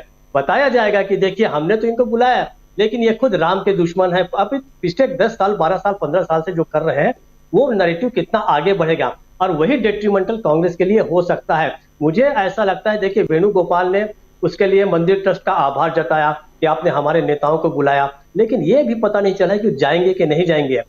जाने में भी कांग्रेस की दिक्कत आएगी और न जाने में भी दिक्कत आएगी, तो इसकी तैयारी क्या कांग्रेस के पास है? मैं नहीं कह सकता, हो सकता है उनके पास कोई बहुत अच्छा जवाब निकल के आ जाए, लेकिन स्पॉन्टेनियसली उनको बताना पड़ेगा कि हम जा रहे हैं या नहीं जा रहे हैं, और दोनों स्थिति में उनको तैयार रहना पड़ेगा। देखिए नैरेटिव किस तरीके से पूरा का पूरा इंजेक्ट किया जाता है पब्लिक में। अभी जैसे अमित शाह की बात बताई गई, मैं आपको एक और उदाहरण बताता हूं। प्रहलाद जोशी ने एक बहुत बढ़िया स्टेटमेंट दिया है। उन्होंने ये कहा है कि जो निलंबित होने वाले जो सदस्य हैं, हम निलंबित नहीं कर रहे थे, उनमें से ही कुछ लोग आए और उन्होंने निलंबन की सिफारिश की। मतलब ये बात कह रहे हैं कि कुछ लोगों को तो पहले सस्पेंड किया गया, लेकिन बाकी उन्होंने ही कहा कि हमारे साथ ये भी हैं, इनको भी सस्पेंड किया जाए। अब बताइए, उसका कोई काउंटर नहीं जा रहा है। तो इस तरीके से इन चीजों को वो पेश करने में इतना हुनर है उनके पास, इतने संसाधन है उनके पास, मीडिया है, कई चीजें जिसका उल्लेख हमारे साथी भी कर चुके हैं, हम सब जानते हैं। उसमें से बाहर निकलना है इस पूरे के पूरे इंडिया गठबंधन को। इंडिया गठबंधन के पास नो डाउट कि जुड़ गए हैं साथ में, एक बड़ी ताकत बन गई है उनकी, लेकिन सवाल वही होता है कि इसको जब एक्चुअली मैदान में जब उतरेंगे, चुनाव के मैदान में उतरेंगे, सैद्धांतिक रूप से मजबूत दिख रहे हैं, सब ठीक है, इसमें कोई शक नहीं है, और ताकत तो बड़ी भी है, उनका वोट शेयर जो है वो भी वो रिटेन कर लेंगे, ऐसी निश्चित रूप से उम्मीद है। लेकिन यही बात है कि बहुत स्ट्रेटेजिकली एक एक, न केवल एक एक लोकसभा क्षेत्र पर, बल्कि एक एक बूथ पर, एक एक पन्ने पर आपको लड़ाई करनी पड़ेगी। मतलब जिसको हम कहते हैं कि रूस की और जो लड़ाई हुई थी जर्मन सेना की, जर्मन हर गली में, हाँ हर गली में, हर घर में, बूथ टू बूथ, वैसे उनको लड़ाई करनी पड़ेगी, तब कहीं जो है आप इसमें पार पा सकते हैं। केवल इतने से ही बहुत खुश हो जाने की जरूरत नहीं है कि 28 दल एक साथ आ गए हैं। चैलेंज बहुत बड़ा है, मैं नहीं कहता, चैलेंज दोनों तरफ बड़ा है, भारतीय जनता पार्टी के पास भी चैलेंज बहुत बड़ा है, और वो जो दिखा रहे हैं कि हम ये तैयारियां कर रहे हैं, वो तैयारी तत्काल लगनी चाहिए। अब देखिए इतने दिनों में इनकी रैलियां हो रही हैं, मुझे लगता है कि बहुत समय इतना कम है इनके पास। अगर कहीं राम मंदिर के तुरंत बाद अगर चुनाव हो जाते हैं, तो किस तरीके से ये काउंटर कर पाएंगे, ये देखने वाली बात होगी। मैं इसकी ताकत को नकार नहीं रहा हूं, एक बड़ी ताकत, बहुत बड़ी फोर्स प्रतिरोध की तैयार हुई है, इसमें कोई शक नहीं है। लेकिन अगर ये भी है कि अगर इस बार ये नाकाम रहे, तो अगले 50 सालों तक शायद भारतीय जनता पार्टी के खिलाफ खड़े होने की शायद ही कोई ताकत हो सकेगी, ऐसा मुझे लगता है राजू जी। इसलिए हम सबको चिंतित हो रहे हैं, तो स्वाभाविक है कि ये क्यों उतना इफेक्टिवली दिख नहीं रहे हैं, ये असली बात है, उनको दिखना पड़ेगा। ये राजू जी बिल्कुल बिल्कुल आप सही कह रहे हैं, दिखना पड़ेगा। विपक्ष की मजबूती क्या है, ये भी एक इंपॉर्टेंट पहलू है। हेमंत साहब, एक बार फिर से आपके पास आता हूं, फिर अमलेंदु जी आपके पास आऊंगा। विपक्ष एक तरफ तो कांग्रेस और या बीजेपी कह लें, बीजेपी की मजबूती की हम बात कर रहे थे, कहां कहां नरेंद्र मोदी मजबूत हैं, लेकिन कहां विपक्ष मजबूत दिखाई देता है। जिन चुनौतियों की हम बात कर रहे हैं, कहां वो जो है विपक्ष मजबूती के साथ इन चुनौतियों का सामना करता हुआ दिखाई देता है। का जो चुनाव है उसमें पिछली बार से थोड़ा सा अंतर रहेगा। मुझे लगता है कि पिछली बार की, अगर जैसे पहले साथी ने बात की प्रशांत जी ने, कि भाई हिंदी बेल्ट और तमाम चीजें, उसमें आपको 2-3 चीजें देखनी पड़ेंगी। इस बार मुझे लगता है जो विपक्ष के लिए, इंडिया गठबंधन के लिए बेहतर स्थिति बिहार में रहनी चाहिए, काफी बेहतर, कर्नाटक में काफी अच्छी स्थिति रहनी चाहिए, महाराष्ट्र में अच्छी स्थिति रहनी चाहिए। ये 3 स्टेट्स काफी इफेक्टिव रहने वाले हैं। दूसरा, उसके बाद जैसे हिमाचल तो बहुत छोटा स्टेट है, लेकिन उत्तर प्रदेश में अगर ठीक ठाक अलायंस बनता है सपा का और कांग्रेस का, जिस तरीके की अंडरस्टैंडिंग ओवरऑल बनती है, तो ये काफी अच्छा रहेगा। और अगर राजस्थान में खोने के लिए कुछ नहीं है, आपके पास पाने के लिए ही है, मध्य प्रदेश में भी खोने के लिए नहीं है, पाने के लिए है, छत्तीसगढ़ में भी कुछ भी होगा तो पाएंगे ही। सबसे बड़ी बात है कर्नाटक में। बहुत सारे साथी ये कहते हैं कि साउथ से भारतीय जनता पार्टी साफ हो गई है और नॉर्थ से कांग्रेस साफ हो गई। कांग्रेस तो साफ दिख रही है नॉर्थ से, लेकिन साउथ में भारतीय जनता पार्टी आज भी नंबर 1 है। 28 सीटें उनके पास आज भी हैं, 25 कर्नाटका में, 2 तेलंगाना में और 1 सीट उनके पास वहां और 28। उसके बाद 27 सीटें वहां पे डीएमके के पास है, फिर 25 कांग्रेस के पास। तो बीजेपी की वहां पर दरवाजे बंद नहीं है उस तरीके से। मेरा आपको केवल कहने का सबब इतना है कि जो इस बार का चुनाव है राजीव जी, वो भूतों ने भविष्य टाइप की चीज है। इसके लिए आप किसी भी पर्टिकुलर एक छोटे से पहलू को भी रिलक्टेंटली हैंडल नहीं कर सकते। कारण केवल इतना है कि अगर इस बार चूक गया विपक्ष, तो ना तो आप इन नेताओं को ढूंढ पाएंगे, ना इन पार्टियों को ढूंढ पाएंगे। और सही मायने में जो इस लोकसभा के इस सत्र में आपने देखा, अगर वही गलती दोबारा कर दी विपक्ष ने, तो इस देश में लोकतंत्र को भी ढूंढते रह जाएंगे आप। संसद किस चीज की मंदिर है हमारे देश में? लोकतंत्र का प्रतीक है। लोकतंत्र बहस मुलायजा, उसके बाद उसमें जितने भी आपकी डाइवर्शन होंगे, डाइसेंट होगी, उसके बाद आप कानून बनाएंगे। या तो सस्पेंड करके कानून बनने लगे। किसान कानूनों में भी यही हुआ था कि वॉइस वोट से सब कुछ कर दो। ये बात विपक्ष को इसलिए समझनी पड़ेगी कि लोकतंत्र अपनी जगह है। इन सारे लीडर, चाहे वो ममता बनर्जी हो, चाहे अरविंद केजरीवाल हो, चाहे तेजस्वी यादव हो, जिसका भी आप नाम लीजिए, इवन शरद यादव भी, सारे के सारे ईडी के रडार पे। और अगर इस बार मोदी को इनके अवसर मिल गया तो इनकी क्या हालत होगी सबको अंदाजा ही हो सकता है। और जब ये अंदर जाएंगे और घूमते फिरेंगे बेल पे और कोई जमानत पे, कोई जेल में, तो ओवरऑल देश की स्थिति क्या होगी? जिस तरीके से देश के ये 3 कानून बनाए गए हैं, एविडेंस एक्ट, आईपीसी, सीआरपीसी, ये कंप्लीटली कोई देश का आदमी नहीं समझ पा रहा, किसी ने समझाने की कोशिश नहीं की। पूरे देश को पुलिस स्टेट बना दिया गया है। आप कल्पना कर सकते हैं, मैक्सिमम रिमांड पुलिस के पास 15 दिन का था, 90 दिन कर दिया गया है। 90 दिन। अब तक क्या आ रहा है कि जो अभी एफआईआर किसी के खिलाफ होती है, एफआईआर की कॉपी आपका अधिकार है लेना। और जो ये बच्चे पकड़े गए हैं दिल्ली में, जो युवा पकड़े गए हैं, कल एक लोकल कोर्ट ने ऑर्डर कर दिया कि इनको बेल, उसकी कॉपी दी जाए एफआईआर की, जो लड़की हरियाणा वाली की। पुलिस इमीडिएटली हाईकोर्ट में मूव की, हाईकोर्ट ने ऑर्डर कर दिया कि एफआईआर की कॉपी नहीं मिलेगी फिलहाल के लिए, और नोटिस दे दिया उस लड़की को। आप कहां जा रहे हैं? आपने महसूस नहीं किया? आपके खिलाफ अब तक एफआईआर की कॉपी सार्वजनिक नहीं हुई 13 तारीख से लेकर अब तक। मुख्यमंत्री, प्रधानमंत्री और गृह मंत्री उस पर अखबार को जाके स्टेटमेंट देते हैं, चैनल को जाके स्टेटमेंट देते हैं, लेकिन पार्लियामेंट में स्टेटमेंट नहीं देते। जब 2000 जो पहले जो अटल जी के टाइम में जो पार्लियामेंट पे अटैक हुआ था, कितना खूंखार अटैक हुआ था, पाकिस्तानी सारा साथ था, आडवाणी जी ने स्टेटमेंट दी थी या नहीं दी थी?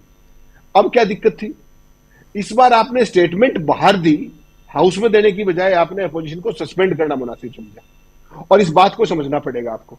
ये बात वो है, लोकतंत्र के प्रति आपका अवमाननापूर्ण रवैया।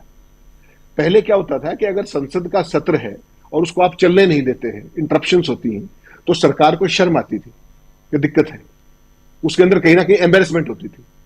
इन्होंने दूसरा रास्ता पकड़ा, इन्होंने विपक्ष को एक तरीके से टारगेट करना शुरू किया मीडिया के थ्रू। देखिए, विपक्ष संसद को चलने नहीं दे रहा, पहला। और उसके बाद इनको सस्पेंड करके, और इनकी कोई एक चीज पकड़ लो, कोई फिल्म पकड़ लो, कोई वीडियो बनाते हुए पकड़ लो, कोई मिमिक्री पकड़ लो, और सारे मुद्दों को साइड स्टेप कर जाओ। ये जो 3 कानून इस बार बने हैं, ये इस देश के लिए बहुत बहुत खतरनाक चीज है, आम आदमी के लिए खतरनाक है। और कमाल देखिए, किसी को नहीं समझ आ रही, कोई चैनल नहीं बता रहा, कोई मीडिया का अखबार नहीं बता रहा, कहीं कोई एडिटोरियल नहीं दिख रहा। दिखा क्या रहे हैं? न्याय संहिता कह दिया गया। न्याय संहिता कहने से न्याय नहीं हो जाता, उसके पीछे आपकी मंशा क्या है? It's a complete police state ना। तो आम आदमी को तो शायद समझ पाए या ना समझ पाए, नेता तो समझते होंगे ना, जो इंडिया अलायंस के हैं, उनको तो जाग जाना चाहिए। और अगर आप नहीं जागते हैं, तो जो साथी कह रहे थे अभी कि 50 साल, तो मैं तो एक ही बात कहता हूं कि वोटिंग तो होगी कहने को। जैसे अपने रशिया में देखते हैं आप, हर साल जब से पुतिन आए हैं, हर बार वोटिंग होती है और उनकी 2-2.5% वोट बढ़ जाती है। तो वोटिंग होगी, चुनाव नहीं होगा।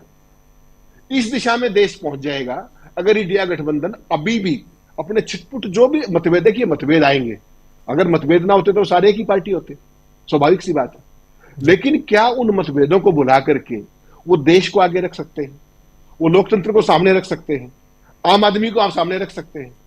अगर वो रख पाए तो बात जाएगी बंद। अन्यथा जिस दिशा में चल रहा है मामला, और जो मोदी शाह का जो कॉन्फिडेंस दिख रहा है, उसके पीछे ठोस कारण है। आज मीडिया ने क्या कहना शुरू किया, आप कोई चैनल खोलिए तो मोदी की हैट्रिक तो बन गई, 2024 इज ए फॉरगॉन कंक्लूजन। पूरे देश में यह माहौल ऑलरेडी बना दिया गया है। इसके लिए अब क्या है, यहां से विपक्ष को शुरू करना पड़ेगा, यहीं से, कि चुनाव तो हुआ नहीं, फिर मोदी कैसे पहले प्रधानमंत्री बन गए। और अगर वो उन सारी चीजों को लोगों तक ले जा पाए जिसकी हम बात कर रहे हैं, तो ही रास्ता बचता है। वरना जिस रास्ते पे बीजेपी और उसका पूरा तंत्र है, सीबीआई, ईडी, फलां जिनका आप नाम ले रहे थे, चुनाव आयोग, बिल्कुल एक तरफा कार्यक्रम है। अभी तक इलेक्टोरल बॉन्ड्स का फैसला नहीं आया राजीव जी, देखा आपने, अभी तक भी रिजर्व्ड है। और देश में लेवल प्लेइंग फील्ड का अगर एकमात्र पैरामीटर है तो दैट इज इलेक्शन फंडिंग, और इलेक्टोरल बॉन्ड से 90% तक फंडिंग किसकी हो रही है? बीजेपी की। तो nobody is worried about it. साधन आपके पास नहीं है, जो साधन है उनको भी स्क्वीज कर दिया जाता है, और उसके बाद आप लड़ किससे रहे हैं? ऑल पावरफुल जगरनाथ से। तो ये चुनौती अगर विपक्ष इसी रूप में नहीं समझता है तो इस चुनाव में उनको दिक्कत होगी, और अगर इसको सामने से हेड ऑन लेंगे तो मुझे लगता है कि जीतने में बड़ी प्रॉब्लम नहीं होनी चाहिए। कारण क्या है कि अकेले मोदी कहते हैं ना मैं सब पर भारी हूं। देश ने देखा पिछले 3 दिन में, जो साक्षी मलिक ने कहा, जो बजरंग पूनिया ने कहा कि मोदी पर भी कोई भारी है, और वो एक सांसद भारी है जिसका वो लगातार कुछ नहीं बिगाड़ पाए। सारे देश के अंदर क्या माहौल बना बीजेपी का प्रति, महिलाओं में, खिलाड़ियों में, सारी बात हुई, लेकिन क्या जो WFI के अध्यक्ष थे उनके साथ कुछ कर पाए? बृजमोहन के पास सवाल है ना, जवाब है ना। क्या ऐसा कारण था कि प्रधानमंत्री ने इतनी बड़ी बदनामी ले ली, भाजपा ने ले ली, RSS ने ले ली, और आज भी वो इन खिलाड़ियों को ही टारगेट कर रहे हैं? क्या यही एक लॉन्चिंग पैड नहीं हो सकता चुनाव का? जब कल प्रियंका गांधी गई शाम को बजरंग पुनिया के पास मिलने या साक्षी मलिक के पास मिलने के लिए, मैं एक छोटी सी बात याद दिला रहा हूं आपको। जब निर्भया कांड हुआ था तब तो पुराना भारत था, नया भारत तो आजाद कराया 2014 में मोदी ने। पुराने भारत में निर्भया के साथ जो जाती हुई, उसको क्या कहा देश ने कि ये भारत की बेटी है। और साक्षी मलिक ने जब बीजेपी के खिलाफ आवाज उठाई, उन्होंने अपना ही खेल छोड़ा है, उन्होंने न्याय की मांग उठाई है। उसको आप पॉलिटिकली टूल कह रहे हैं। You are calling her a political tool, you are calling Bajrang Punia as a political tool. क्या यही शुरुआत नहीं हो सकती है?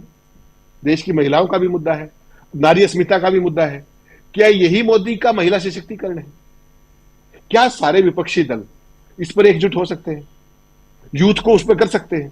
जो ये यूथ राजीव भाई जो पार्लियामेंट में कूदे, एक पक्ष तो सारा देश कहता रहा, मैं कहता हूं उनका तरीका गलत है, लेकिन क्या उनकी मांग नाजायज है? क्या ये देश के लिए वेकअप कॉल नहीं है? क्या इसको इंडिया अलायंस इस रूप में उठा सकता है ठीक पर्सपेक्टिव में, वाइल रिमेनिंग पॉलिटिकली करेक्ट? क्योंकि अगर एक भी शब्द इधर उधर हुआ तो अर्थ का अनर्थ कर दिया जाएगा मीडिया के द्वारा। तो ऐसा नहीं है, मुद्दे नहीं। भारतीय जनता पार्टी के खिलाफ आज इतना मसाला है कि उनके पास जवाब देने की हिम्मत नहीं है, ना उनके पास वो है, लेकिन वो उस जवाब पे आते ही नहीं, उन सवालों को खड़े ही नहीं होने देते। तो विपक्ष की चुनौती ये है कि असली सवालों पे रहें, और मोदी के जो झूठ के लिफाफे हैं उनको एक्सपोज करें। लिफाफे बहुत है, एक्सपोज करने वाला चाहिए। आपने देखा कन्हैया कुमार किस तरीके से खालू देते हैं। क्या सारे विपक्षी दल एक सूत्री उस रूप में कर सकते हैं? तो बीजेपी को भागने की भी जगह नहीं मिलेगी, क्योंकि धरातल नहीं है, सब हवा हवाई है, मीडिया की सब फर्जीवाड़ा है। अगर आप इफेक्टिवली चुनाव लड़ेंगे तो कोई ढूंढने वाला भी नहीं मिलेगा, मेरा तो ऐसा भी मानना है। लेकिन सवाल है कि क्या वो लड़ेंगे, ये है सवाल। जी बिल्कुल, ये बहुत बड़ा सवाल है कि क्या इफेक्टिवली लड़ेंगे। उम्मीद तो लगता है कि लड़ेंगे, कि इसलिए क्योंकि 28 दल एक साथ इकट्ठा हो रहे हैं और इतनी मेहनत कर रहे हैं। पटना से लेकर बेंगलुरु, बेंगलुरु से मुंबई, मुंबई से दिल्ली तक पहुंच गए, और दिल्ली में इसके बाद सड़क पे भी आ गए, जंतर मंतर पे। कल आपने देखा, आप सबने देखा कि इंडिया अलायंस का विरोध प्रदर्शन था सरकार के खिलाफ, और उस आवाज़ बुलंद करने की कोशिश उसके खिलाफ, जहां 146 सांसदों को बाहर निकाल दिया गया। तो लोकतंत्र को बचाने की मुहिम, सेव डेमोक्रेसी की बात कर रहे हैं इंडिया अलायंस के नेता दल जो हैं वो। तो कहीं ना कहीं ये दिखाई देता है कि एकजुटता है और बनी रहे, और सबसे बड़ी बात कि इतनी सारी चुनौतियां, इन चुनौतियों का सामना बहुत मुस्तैदी के साथ, चुस्ती के साथ इंडिया अलायंस करे, ये सबसे ज़्यादा ज़रूरी है। हमारे साथ जुड़ गए हैं प्रेम कुमार जी। प्रेम कुमार जी, आपका स्वागत करता हूं, और सीधे आपके पास पहले आता हूं, थोड़ा सा और रोकता हूं अमलेंदु जी को। और प्रेम कुमार जी, कैसे देखा जाए, हम चुनौतियों की बात कर रहे हैं, आर पार विपक्ष का प्लान तैयार, हम कह रहे हैं 2024 में आर पार 24 की जो लड़ाई है, उस लड़ाई में विपक्ष की मजबूती और उधर दूसरा पक्ष जो है यानी सत्ता पक्ष, उसकी क्या मजबूती है, उसकी क्या कमजोरियां हैं, इस पर बात कर रहे हैं। इसी बीच कांग्रेस अपना गठबंधन मजबूत कर रही है, और उसके साथ साथ कांग्रेस ने मैनिफेस्टो कमेटी का भी गठन, 16 सदस्यीय कमेटी का गठन कर दिया है। उस कमेटी में प्रियंका गांधी भी हैं। उस कमेटी के चेयरमैन जो हैं वो पी चिदम्बरम को बनाया गया है। अब वही जाने मल्लिकार्जुन खड़गे साहब या कांग्रेस जाने कि पी चिदम्बरम को मैनिफेस्टो कमेटी का अध्यक्ष क्यों बनाया गया है, किस लिए बनाया गया है, ये तो वही बताएं। लेकिन एक महत्वपूर्ण सूचना है, ये आप तक हम रख रहे हैं। बात यहाँ आर पार की है, और इस आर पार की बात में 24 में जो आर पार है, उस आर पार में विपक्ष कहां आपको दिखाई देता है? जी जी, देखिए राजीव जी, ये बहुत बड़ा सवाल है, और जो भी हम लोग चर्चा कर रहे हैं उसमें ये चिंता झलकती है कि विपक्ष जो 2024 में आर पार के मूड में आ रहा है और तैयार खड़ा है, वो कितना परिवर्तनकारी होगा कि नहीं। क्या वो सारी चीजें जो कि ये कह रही हैं कि बीजेपी नरेंद्र मोदी हैट्रिक बना सकते हैं, तो ये जो वातावरण है हैट्रिक बनाने का, तो उससे उबरने के लिए, चाहे वो ईवीएम का सवाल हो, चाहे वो 50% से ज्यादा वोट्स लगातार अधिक सीटों पर मिलने वाला सवाल हो बीजेपी को, चाहे वो नैरेटिव हो कि विधानसभा में तो कम वोट मिलते हैं, लोकसभा में भी नरेंद्र मोदी के नाम पर ज्यादा वोट मिलते हैं, ये इन सारे नैरेटिव से, इसके अलावा हिंदुत्व और सामने जो राम मंदिर के नाम पर अभी वातावरण बन रहा है वो, और इसके समक्ष क्या विपक्ष पैरेलल नैरेटिव दे पाता है, बनी हुई है। और निश्चित तौर पर विपक्ष ने जो बीते दिनों में कुछ कोशिश की है, उससे ये लगता है कि 2019 से ये डिफरेंट लड़ाई है। 2019 में जिस तरीके से विपक्ष एकजुट नहीं हो पाया था, इस बार मजबूती से एकजुट हो पा रहा है। इसके बावजूद कई पार्टियां अब भी विपक्ष के इस गठबंधन से दूर हैं। उसमें मान लीजिए बीजू जनता दल जैसी पार्टियां भी हैं। तो क्या एक और प्रयास इस अम्ब्रेला को बड़ा करने का नहीं होना चाहिए, ताकि बीजेपी के खिलाफ जो है मुकाबले को और मजबूत बनाया जा सके? ये भी एक प्रश्न है। इसके अलावा मुद्दे सेट करना, जैसे भ्रष्टाचार का मुद्दा है, हम ये देखते हैं कि भ्रष्टाचार का मुद्दा लगातार विपक्ष के नेताओं के खिलाफ सेट हो रहा है। अब वो साबित हो नहीं हो, वो उसके जूझना भी विपक्ष का ही काम हो रहा है कि हम इनोसेंट हैं या नहीं है, या हमारे ऊपर एक तरफा कार्रवाई हो रही है। लेकिन भ्रष्टाचार का एजेंडा आज सत्ता के खिलाफ नहीं बन रहा है। पिछले बार राफेल को लेकर कोशिश हुई थी, नहीं चली। इस बार भी हिंडनबर्ग से लेके राफेल का मुद्दा फिर खड़ा हुआ है, और फिर इलेक्टोरल बॉन्ड जैसे सवाल है जो अदालत में अटके पड़े हैं। और लेकिन प्रश्न यह है कि भ्रष्टाचार का मुद्दा आम आदमी पार्टी के खिलाफ उठ जाता है, दूसरे के खिलाफ उठ जाता है। बीजेपी कैसे इस भ्रष्टाचार के मामले से बची रह पा रही है, विपक्ष नहीं निकाल पा रहा है। जैसे कर्नाटक में विपक्ष सफल हुआ था भ्रष्टाचार के मुद्दे को स्तर पर उठाने में, तो कांग्रेस शासित भी कई प्रदेश हैं और भी गैर बीजेपी शासित प्रदेश हैं।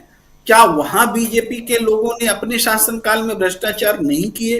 तो वैसे भ्रष्टाचार के मामलों को, या फिर केंद्रीय योजनाओं में जो भ्रष्टाचार हो रहा है, वो क्या सिर्फ बीजेपी शासित राज्यों में हो रहे हैं और हमें पता नहीं चल रहा है, देश को पता नहीं चल रहा है कि वो गैर बीजेपी शासित राज्यों में भी तो वो भ्रष्टाचार हो रहे होंगे? तो उसको निकालने की जो चुनौती, जैसे सीएजी ने कई भ्रष्टाचार के मामले सामने रखे हैं, तो सीएजी ने जिन भ्रष्टाचार के मुद्दों को सामने रखा है उसको मुद्दा बनाना और चुनाव में लाना, ये बहुत बड़ा टास्क होना चाहिए। उस पर भी फोकस करने की जरूरत है। अभी विपक्ष अपने आप को एकजुट करने पर फोकस है, ये बहुत जरूरी बात है, लेकिन मुद्दों पर फोकस करना और करप्शन पर खास करके, क्योंकि देश में जो भी बदलाव हुए हैं, इस देश में भ्रष्टाचार प्रमुख मुद्दा रहा है। बाकी सारे कोई ऐसा मुद्दा नहीं जिस नाम पर देश में बदलाव हुआ है। हर बार भ्रष्टाचार के नाम पर ही बदलाव हुआ है। तो इस बार भी ऐसा नहीं कि करप्शन शून्य हो गया है देश, करप्शन फ्री हो गया है देश। करप्शन, बड़े बड़े करप्शन हो रहे हैं भाई। अडानी ओवर बिलिंग कर रहे हैं कोयला पर, खुलेआम कर रहे हैं, डंके के चौक की चोट पर कर रहे हैं, लेकिन ये मुद्दा नहीं बन रहा है। तो क्यों नहीं बन रहा है? और ये विपक्ष के लिए चिंता का प्राइमरी फोकस होना चाहिए कि हम मुद्दे को, जैसे बेरोजगारी को बहुत शिद्दत से उठाया गया है, लेकिन बेरोजगारी के इस मुद्दे में बेरोजगार शामिल है कि नहीं, इससे रिजल्ट निकलेगा। भाई बेरोजगारों को शामिल होना भी के मुद्दे में बहुत जरूरी है। जैसे आपने देखा था जब सेना की भर्ती के लिए अग्निपथ योजना आई थी तो बेरोजगारों ने उसका विरोध किया था, तो उस विरोध को विपक्ष को पकड़ना चाहिए था। आज भी पकड़ सकते हैं, अब भी बात टूटती है, ऐसा नहीं कि विपक्ष ने छोड़ा है, लेकिन हम कह रहे हैं कि जो गोलबंदी गठबंधन के स्तर पर है वही गोलबंदी मुद्दा सेट करने के स्तर पर भी करने की जरूरत है, और आपको हर सवाल का जवाब देना पड़ेगा। बीजेपी की तमाम मिशनरियां, तमाम प्रवक्ता अलग अलग किस्म से अलग अलग क्षेत्र को टारगेट करने के लिए वैसे ही खड़े हैं जैसे फुटबॉल खिलाड़ी में एक खिलाड़ी के पीछे एक लगा दिया जाता है। उस तरीके से विपक्ष को घेरने के लिए बीजेपी ने एक योजना बना ली है। तो विपक्ष को भी हर मंत्रालय पर पहरा बिठा करके हर स्टेट वाइज एक बड़ा, बहुत समय बहुत कम है, लेकिन ये काम युद्ध स्तर पर करना होगा। जो कमेटी बनी है, इस कमेटी में नए चेहरे तो हमें नहीं दिखते राजीव जी, नए चेहरे भी जरूरी हैं, और विपक्ष का भी ऐसे ही कमेटी होना चाहिए। सिर्फ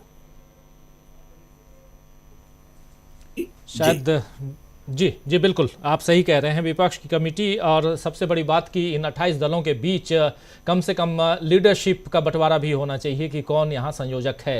आर पार की हम बात कर रहे हैं, 24 में आर पार, और 24 में आर पार की तैयारी में विपक्ष का प्लान कैसा है, विपक्ष कितना तैयार हो रखा है, खुद को तैयार कर रखा है, इसकी चर्चा हम कर रहे हैं। सामने चुनौतियाँ कैसी हैं, मोदी किस ढंग से चुनाव लड़ते हैं, बीजेपी किस ढंग से चुनाव लड़ती है, और साथ साथ RSS की बात अभी तक हम करते रहे।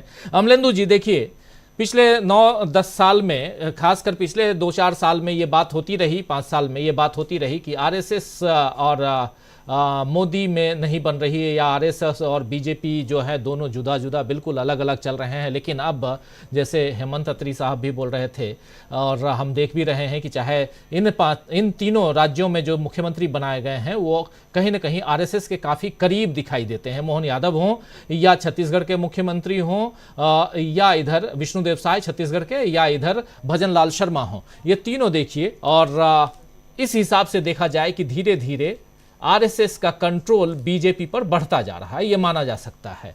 दूसरी तरफ अगर ये कंट्रोल बढ़ता जा रहा है तो वो मजबूती के साथ 2024 के चुनाव में भी लगा हुआ है, ये भी दिखाई दे रहा है। जैसा डॉक्टर दीपक पाचपोर जी बता रहे हैं कि एक छोटे से गांव में अभी हैं वहां, और उस गांव में सुबह सुबह रिक्शे पर यह अनाउंसमेंट होता रहता है कि 22 जनवरी को राम मंदिर का उद्घाटन है अयोध्या में, और आप में से जो भी जाना चाहता है वो जाए, और उसकी व्यवस्था बीजेपी करवा रही है।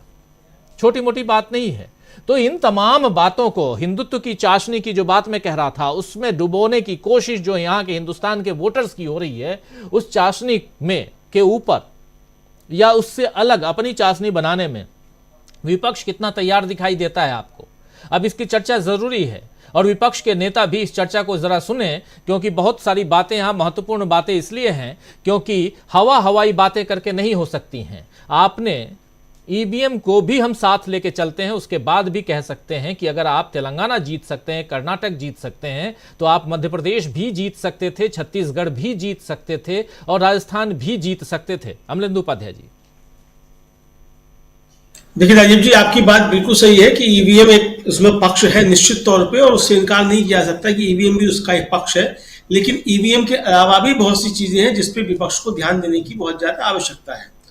जो बातें यहाँ की जा रही हैं उनमें सबसे महत्वपूर्ण बात यह है कि विपक्ष 24 घंटे की राजनीति करेगा कि नहीं करेगा, सवाल यह है। भारतीय जनता पार्टी जिस तरीके से 24 घंटे की राजनीति करती है, 24 घंटे जहर फैलाने का काम करती है, तो उसकी काट क्या होगी। असल में जहर फैलाना राजीव जी बहुत ज्यादा आसान है, और अमृत फैलाना बहुत ज्यादा मुश्किल का काम है। विष जो है वो तेजी से फैलता है, और उसकी काट जो है बहुत मुश्किल से होती है। तो भारतीय जनता पार्टी जो विष फैला रही है, उस विष की आप काट किस तरीके से कर सकते हैं। जाहिर सी बात है कि भारतीय जनता पार्टी के एजेंडे पर चलकर ही आप उस विष की काट नहीं कर सकते हैं। सबसे बड़ी बात जो मुझे लगती है वो ये है कि विपक्ष अगर ये सोचता हो कि भारतीय जनता पार्टी के एजेंडे पर चलकर कि इसकी काट हो जाएगी, तो वो किसी हाल में नहीं हो सकती है। यानी जो मुद्दा है, खास तौर पे जो भारतीय जनता पार्टी जिस मुद्दे पे चलती है उसके खिलाफ जो मुद्दा है, इस देश के संविधान की रक्षा, लोकतंत्र की रक्षा, यही सारे मुद्दे हैं। रोजी रोटी रोजगार के मसले, इन पर ही विपक्ष को टिके रहना होगा, और मजबूती के साथ ये सारी बातें जनता के बीच लेकर के जानी होंगी कि किस तरीके से हिंदुत्व का नाम दिखा करके जो है पूरे देश को बेचा जा रहा है, किस तरीके से लोगों की रोजी रोटी रोजगार के अवसर जो है वो छीने जा रहे हैं। जनता के बीच इस बात को मजबूती के साथ ले आना होगा। सिर्फ बैठकों से ही काम चलने वाला नहीं है, निश्चित तौर पर लोगों को जनता के बीच में जाना होगा। महत्वपूर्ण बात यही है। अब विपक्ष जाता है नहीं जाता ये विपक्ष के लोगों के ऊपर है, लेकिन मुझे लगता है कि जिस तरीके से तैयारियां चल रही हैं विपक्ष इन मुद्दों को लेकर के जनता के बीच जाएगा।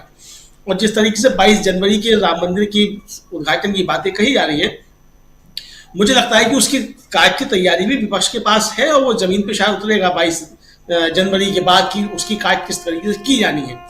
भारतीय जनता पार्टी के पास अपने मुद्दे हैं, जाहिर सी बात है कि उनके मुद्दे हैं, वो इसी पे चलते हैं, उनके पास यही एक मुद्दे हैं। ऐसा नहीं है कि उनके पास राम मंदिर का मुद्दा कोई आज ही है, वो पिछले 30 सालों से राम मंदिर ही उनके पास मुद्दा है। ये इसी मुद्दे पे वो जाते हैं जनता के बीच में, बातें कुछ भी करते हो लेकिन वोट मांगने वो राम मंदिर के नाम पे ही जाते हो। फिर इस बार भी वोट मांगने राम मंदिर के ही नाम पे जाएंगे, तो कोई अलग से कोई चीज लेकर के आ जाएंगे ऐसा नहीं है। लेकिन इसके मुकाबले आपके पास क्या चीजें हैं, इसकी काट आप किस तरीके कर सकते हैं, विपक्ष को इस पे जो मुझे लगता है ध्यान देने की आवश्यकता है। देखिए राजीव जी, ये राम मंदिर का मुद्दा ऐसा नहीं कि छत्तीसगढ़ के अभी चुनाव में नहीं था, या राजस्थान के चुनाव में नहीं था, या मध्य प्रदेश के चुनाव में नहीं था। अमित शाह जी तीनों जगह बोल करके आए थे कि 3 दिवाली जो होनी है, तो दिवाली तो हो चुकी है इस साल की, तो सारी अमित शाह जी बोल के आए थे। अब वो अगले साल की 2 दिवाली हुई, तो वो उसमें से 22 जनवरी की दिवाली जो थी वो 2023 में बताया आए थे, तो हो गई वहां तो 3 दिवालियां 2023 में। तो ये 2024 में जो पहली दिवाली 22 जनवरी को मनाई जानी है, ये दिवाली भारतीय जनता पार्टी की 2024 की दिवाली मनवा पाएगी कि नहीं मनवा पाएगी, विपक्ष को इसकी काट जो है निकालनी है। सबसे महत्वपूर्ण बात जो है वो ये है कि 2024 की जो असली दीपावली है वो भारतीय जनता पार्टी की नहीं हो और इंडिया गठबंधन की हो। इस पे भी जो है वो इंडिया गठबंधन को मुझे लगता है खासतौर से काम करना है। अब विपक्ष का मतलब मैं इंडिया गठबंधन ही कहता हूं, इसलिए कहता हूं कि विपक्ष में बड़ा सबसे जो गठबंधन है वो इंडिया गठबंधन ही है, और राष्ट्रीय पैमाने पर भारतीय जनता पार्टी को जो चुनौती दी जा सकती है या चुनौती दी जा रही है वो इंडिया गठबंधन की तरफ से ही दी जा रही है। बाकी चाहे कोई भी गठबंधन बने या कुछ भी बने, तो वो भारतीय जनता पार्टी को मदद पहुंचाने के लिए ही कोई तीसरा चौथा मोर्चा जो भी सारी बातें होंगी वो उस तरह की चीजें होंगी। तो इसलिए अब 2024 में जो राजीव जी आर पार का सवाल है, विपक्ष का प्लान क्या तैयार है। विपक्ष मुझे लगता है कि शायद पत्ते अभी खोलना भी नहीं चाहता है कि पहले से हमें पत्ते नहीं खोलने, ताकि भारतीय जनता पार्टी उसकी को पहले से काट लेकर के नहीं आ पाए। तो मुझे लगता है कि इस बार जो है चुनाव जो की तैयारियां जो होनी है वो गुरिल्ला वार की तरीके से भी होनी है, ताकि भारतीय जनता पार्टी को संभलने का ज्यादा मौके नहीं मिलने पाए विपक्ष की कोई जो है वो मुद्दों की काट के लिए। तो अंदरूनी तौर पे भी विपक्ष को काफी तैयारियां करनी है कि नए नए मुद्दे किस तरीके से लेकर के आने हैं जिसमें भारतीय जनता पार्टी को घिरा जा सके। अभी हेमंत अख्तर जी जिन ब्रजभूषण सिंह के मुद्दे को लेकर बात कर रहे थे राजीव जी, उन साक्षी मलिक ने अभी एक ट्वीट किया है अभी कुछ 35 मिनट पहले। मुझे लगता है उस ट्वीट को अगर मैं पढ़ के सुना दूं तो थोड़ी सी चर्चा थोड़ी आगे बढ़ सकती है। साक्षी मलिक का ट्वीट है कि मैंने कुश्ती छोड़ दी है पर कल रात से परेशान हूं। वे जूनियर महिला पहलवान क्या करें जो मुझे फोन करके बता रही हैं कि दीदी इस 28 तारीख से जूनियर नेशनल होने हैं और वो नई कुश्ती फेडरेशन ने नंदनी नगर गोंडा में करवाने का फैसला लिया है। गोंडा ब्रजभूषण का इलाका है। अब आप सोचिए कि जूनियर महिला पहलवान किस माहौल में कुश्ती लड़ने वहां जाएंगी। क्या इस देश में नंदनी नगर के अलावा कहीं पर भी जगह नहीं है क्या? समझ नहीं आ रहा है, क्या करूं। अब साक्षी मलिक का ये ट्वीट जो राजीव जी बताता है वो ये साफ इशारा कर रहा है कि भारतीय जनता पार्टी किस तरीके से ब्रजभूषण शरण सिंह के सामने सरेंडर कर चुकी है, या ब्रजभूषण शरण सिंह की जो खालिस्तानियां उनमें भारतीय जनता पार्टी के साथ खड़ी हुई है।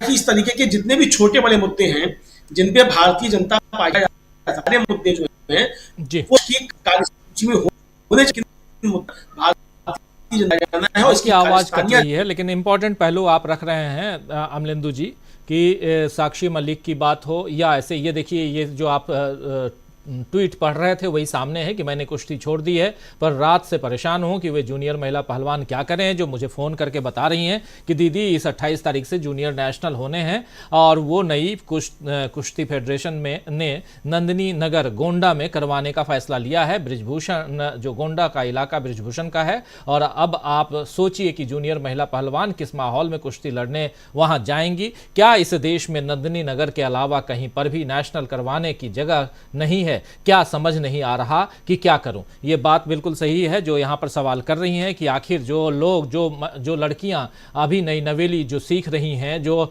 आगे खेलना चाहती हैं इस देश में, अलग अलग जो टूर्नामेंट्स हुए हैं उसमें जो पुरानी लड़कियां जो हैं, साक्षी मलिक सहित तमाम लड़कियां, इन लोगों ने जो देश का नाम रोशन किया है, सम्मान दिलवाया है देश को, आखिर क्या ये कुश्ती फेडरेशन की लड़ाई और महिला पहलवानों की जो वहाँ इज्जत है, उनकी जो आबरू है, उस पर जो अभी तक उसको लेकर जो सवालिया निशान उठाती रही हैं ये लड़कियां ही, जो आपने देखा कि संसद से थोड़ी ही दूरी पर जंतर मंतर है, वहां से इनको कैसे घसीटा गया था, इन तमाम मसलों को आपने देखा है।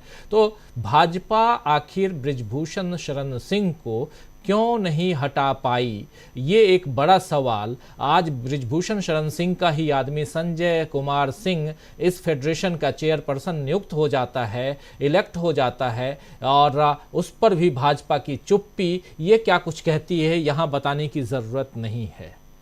और इन तमाम मसलों को क्या एक साथ पिरोकर विपक्ष चुनाव में कूद सकता है। प्रोफेसर रविकांत जी, आपके पास जरा आऊं, फिर प्रशांत टंडन जी के पास आता हूं। प्रोफेसर रविकांत जी, एक बहुत इंपॉर्टेंट चर्चा ईवीएम की है। चुनाव खत्म हो गए, जैसे ही चुनाव खत्म हुए 3 राज्यों में बीजेपी की जीत हुई और ईवीएम पर फिर से चर्चा होने लगी। ईवीएम पे चर्चा पहले भी होती रही है। 19 लाख ईवीएम गायब हैं इस देश से, उसको लेकर केस भी है, कुछ एक केसेस और भी लगे हैं। अभी जो चुनाव हुए इसको लेकर भी केसेस लगे हुए हैं सुप्रीम कोर्ट में, उसकी भी सुनवाई जनवरी के पहले सप्ताह में है। सब कुछ सामने है, लेकिन इसके अलावा और बहुत सारी चर्चाएं भी हो रही हैं। लेकिन इसके अलावा सवाल सबसे बड़ा यह है कि अभी तक कुछ भी ऐसा नहीं दिखाई दे रहा है, एक प्रस्ताव पारित होने के अलावा। 19 तारीख को जो इंडिया अलायंस है उसने एक प्रस्ताव पारित किया और उसमें यह कहा कि हम लोग लगातार ईवीएम के मुद्दे पर इलेक्शन कमीशन से मांग कर रहे हैं, बात कर रहे हैं कि हमारी बातों को सुना जाए, और हम चाहते हैं कि वीवीपैट जो जितने भी उसमें पर्ची हैं उसकी पर्चियां जो वोटर है उसके हाथ में दिए जाएं और फिर ये पर्ची वहां डाले जाएं, बैलेट बॉक्स में डाले जाएं, यानी हाइब्रिड हो ये पूरा का पूरा इलेक्शन। लेकिन इतना मात्र प्रस्ताव पारित कर देने से कुछ हो पाएगा क्या? दूसरी तरफ इलेक्शन का बहिष्कार नहीं करना है। 146 सांसद निकाल दिए गए। वो सांसद, उनमें से कितने सांसद आए यहाँ जंतर मंतर पे ये आप लोगों ने देख लिया। उसके अलावा अब वो निकाल दिए गए, विंटर सेशन खत्म हो गया, सीआरपीसी की धाराओं में बदलाव हो गया, 3 एक्ट बदल दिए गए, आईपीसी की धाराएं बदल दी गई, सब कुछ हो गया। विपक्ष को लेकर हम चर्चा कर रहे हैं, लेकिन विपक्ष की चुनाव के सामने जो चुनौतियां हैं और उन चुनौतियों पर विपक्ष किस ढंग से अमल करे, इसकी चर्चा बहुत जरूरी है। और इसमें अगर लगता है, दिग्विजय सिंह अलग इसकी बात, ईवीएम की बात कर रहे हैं, मल्लिकार्जुन खड़गे ईवीएम की बात कर चुके, तमाम वरिष्ठ नेता, लालू प्रसाद यादव ईवीएम की बात कर चुके, लेकिन बात कर चुकने मात्र से नहीं होता ना। अभी पूरे के पूरे 28 दल ईवीएम पर उस दिन चर्चा कर चुके अशोका होटल में। चर्चा मात्र से नहीं होगा। कहां है आंदोलन? कहां है ये एक बात जो जनता तक, जन तक पहुंचाई जाए कि अगर ईवीएम से चुनाव कराओगे तो हम चुनाव में भाग ही नहीं लेंगे, हम चुनाव का बहिष्कार करेंगे। और अगर विपक्ष बहिष्कार कर दे तो फिर किस ढंग से, कौन सी पार्टी बनेगी और कैसे मोदी जी सरकार चलाएंगे? बड़ा सवाल तो है।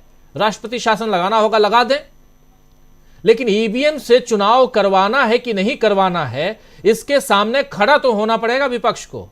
और आपको लगता है क्या कि ये आंदोलन के रूप में दिखाई देता है कहीं से?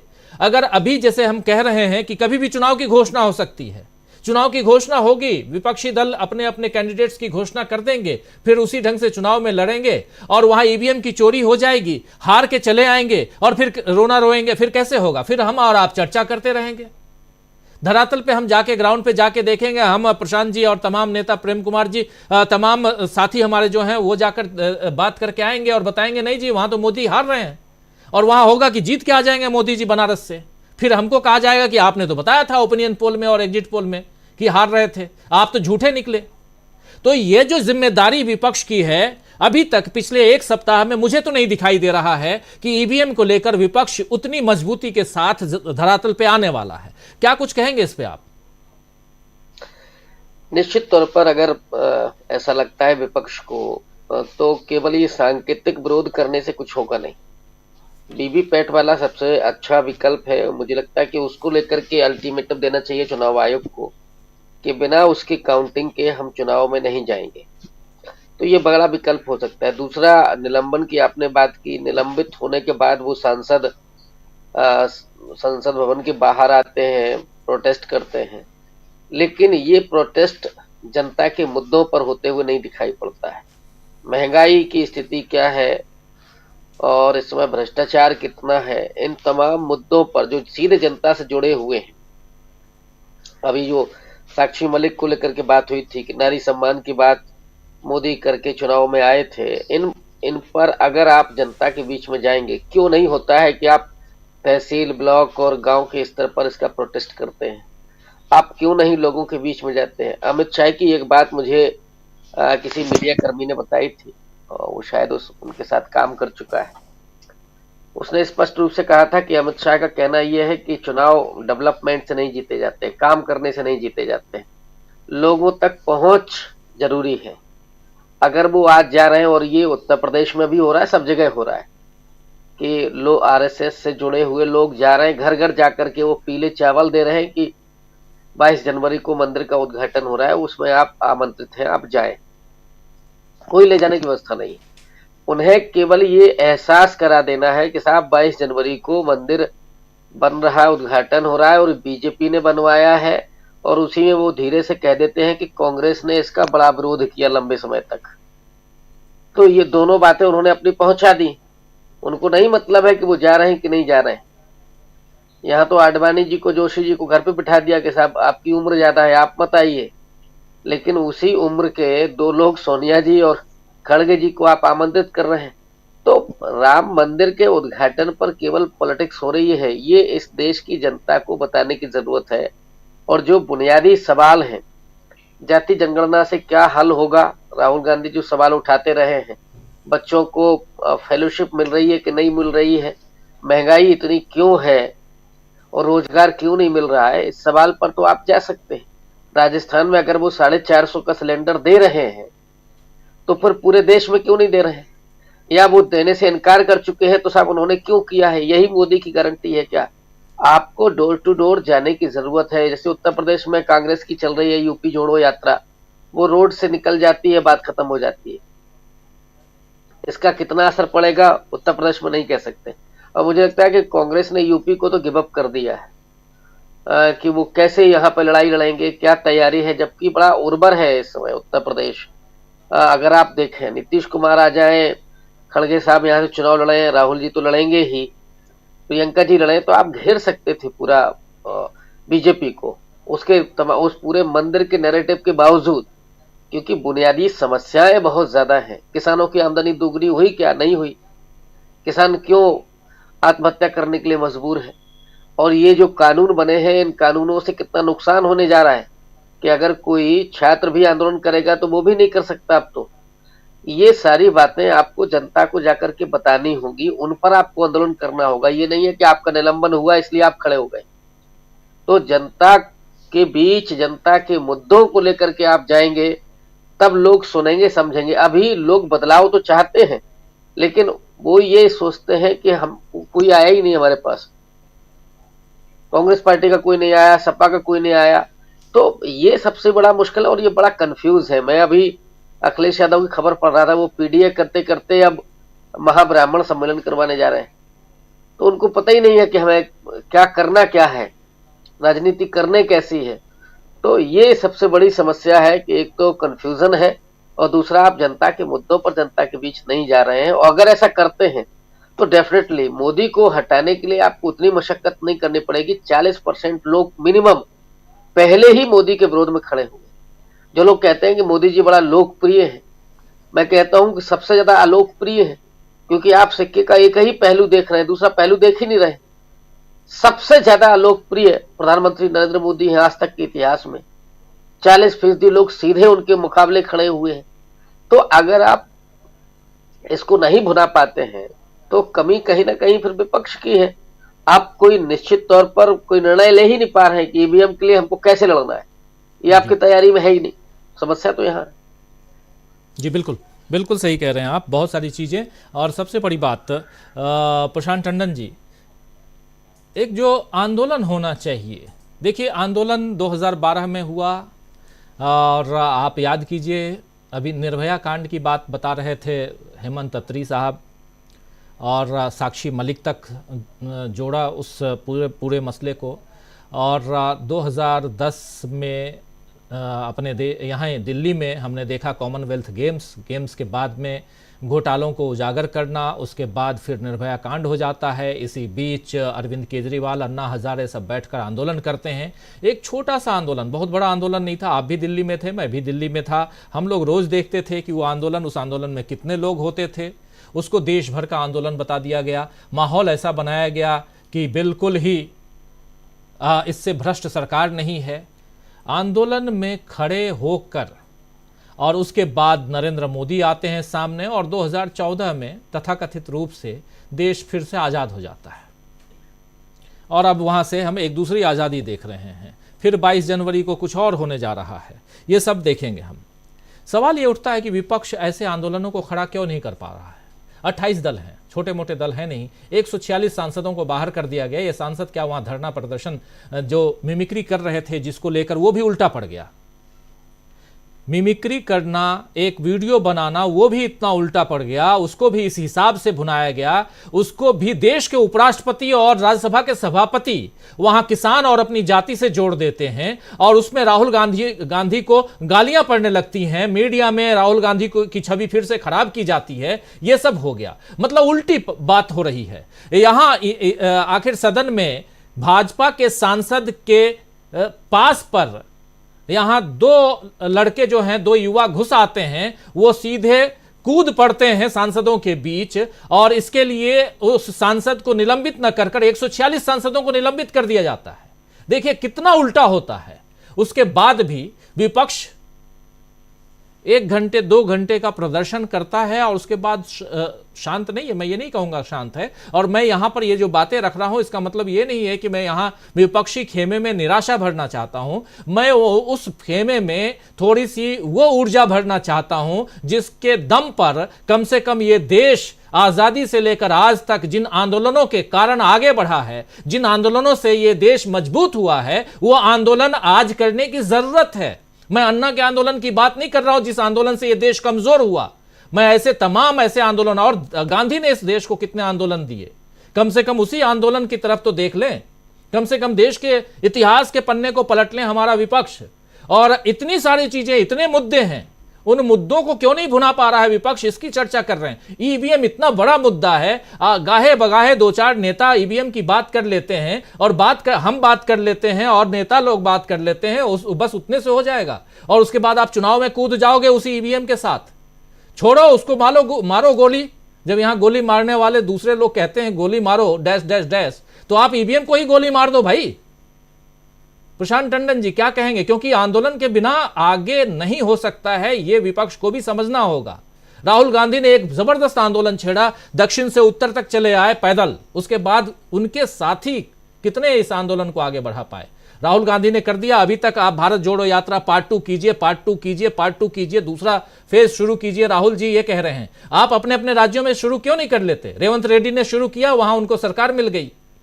अभी चुनाव है, अगला 24 का जो चुनाव है, उसमें तमाम जितने भी राज्य हैं, हर राज्य में कांग्रेस पार्टी या तमाम विपक्षी गठबंधन एक साथ भारत जोड़ो यात्रा क्यों नहीं शुरू कर लेती है। बुला लें वहां राहुल गांधी को, मल्लिकार्जुन खड़गे को, या तमाम दूसरे नेताओं को। ये तमाम बातें, जरा इस पर आपकी टिप्पणी चाहिए प्रशांत जी। जी राजीव जी, देखिए ईवीएम की से बात शुरू करते हैं। ईवीएम के बारे में बहुत भावनात्मक अपील होती है कि विपक्ष बायकॉट क्यों नहीं कर देता चुनाव का। कांग्रेस पार्टी बायकॉट कर देगी, वामपंथी पार्टी बायकॉट कर देगी, लेकिन बीजेपी क्या करेगी, ओवैसी चुनाव लड़ देंगे। ओवैसी की पार्टी चुनाव लड़ेगी, बीएसपी चुनाव लड़ देगी, इस तरीके की 15 पार्टियां चुनाव लड़ देंगी, और चुनाव को जो है कॉम्पिटिटिव इलेक्शन यानी प्रतिस्पर्धा वाला चुनाव बता दिया जाएगा। तो तो ये क्या, जो जो जो बायकॉट करेंगे वो तो अपना अपने अपने हाथ पे कटवा देंगे। तो ये भावनात्मक अपील है, एक लंबी लड़ाई की आवश्यकता है। हाँ, इस पे मैं सहमत हूं कि ईवीएम को लेकर एक गंभीर लड़ाई विपक्ष ने कभी भी नहीं लड़ी। 2010 से ये मुद्दा है, और ये रोना तभी आता है जब चुनाव हारते हैं। चुनाव हारने के पहले जब तक आप नहीं करेंगे, तब तक आपका ईवीएम का रोने को लेकर कोई बात जो है वो बात होगी नहीं, उसको गंभीरता से नहीं लिया जाएगा। अभी रविकांत जी कह रहे वीवीपैट की काउंटिंग का, यही एक बार सोल्यूशन है कि वीवीपैट की काउंटिंग हो। इस बात के लिए जनजागरण पैदा हो कि मेरा वोट किसको गया है, वो काउंट हो रहा है कि नहीं हो रहा है, ये मुझे पता नहीं है। वो पता कब होगा? जब तक मैं अपनी पर्ची खुद बक्से में नहीं डालूंगा। तो ये विपक्ष को आंदोलन करना चाहिए। दूसरी चीज राजीव जी ये है कि परिवर्तन आदर्श स्थिति में नहीं आता है। सत्ताधारी दल अपने हथकंडे भी ना करे, पुलिस का दुरुपयोग भी ना करे, एजेंसियों का दुरुपयोग भी ना करे, मोदी जी हिंदू मुसलमान भी ना करें, और चुनाव एक आदर्श स्थिति में हो जाए। ये नहीं होगा। ये बहुत असामान्य दौर है। इसकी विवेचना होनी चाहिए कि असामान्य दौर कैसे है।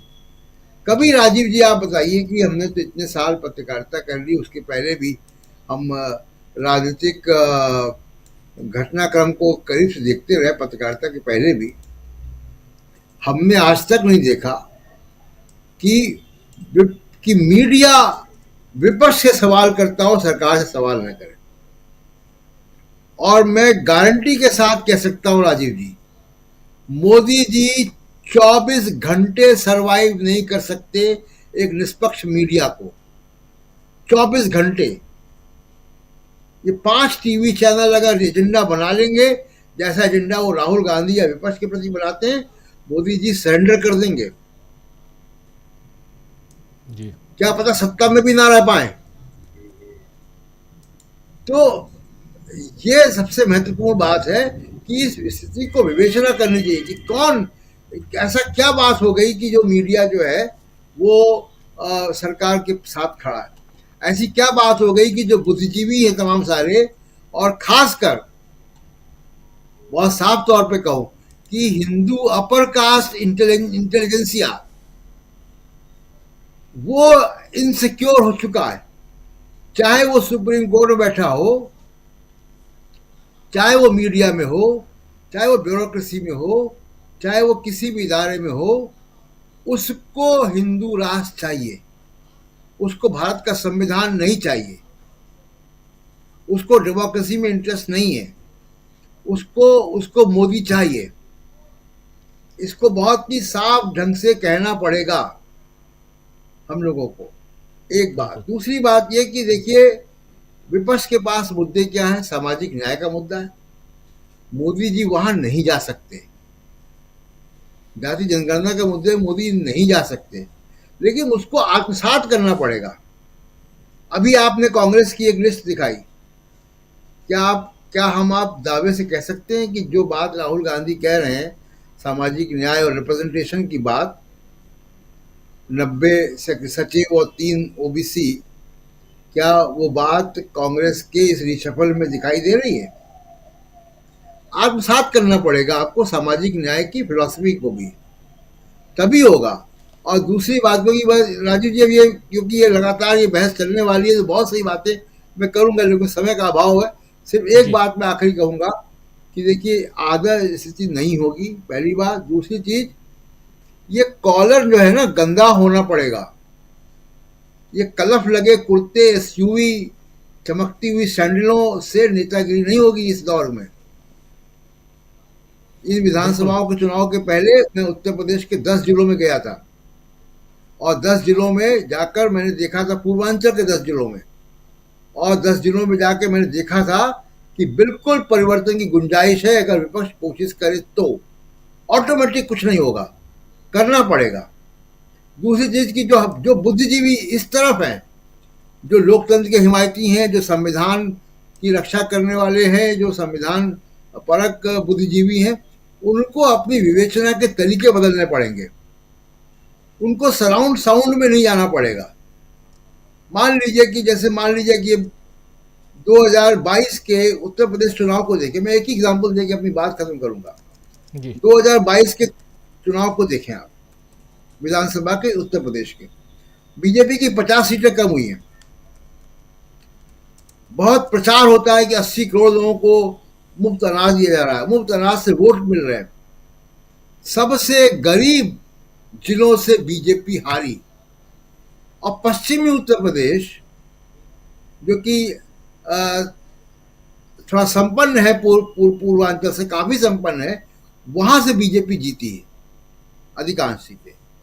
तो जो 50 सीटें बीजेपी हारी, उनमें अधिकांश वो सीटें हैं जो बहुत गरीब जिलों से आती हैं। यानी लाभार्थी योजना से आप वोट नहीं खरीद सकते। गरीब आदमी अपना वोट नहीं बेच रहा है।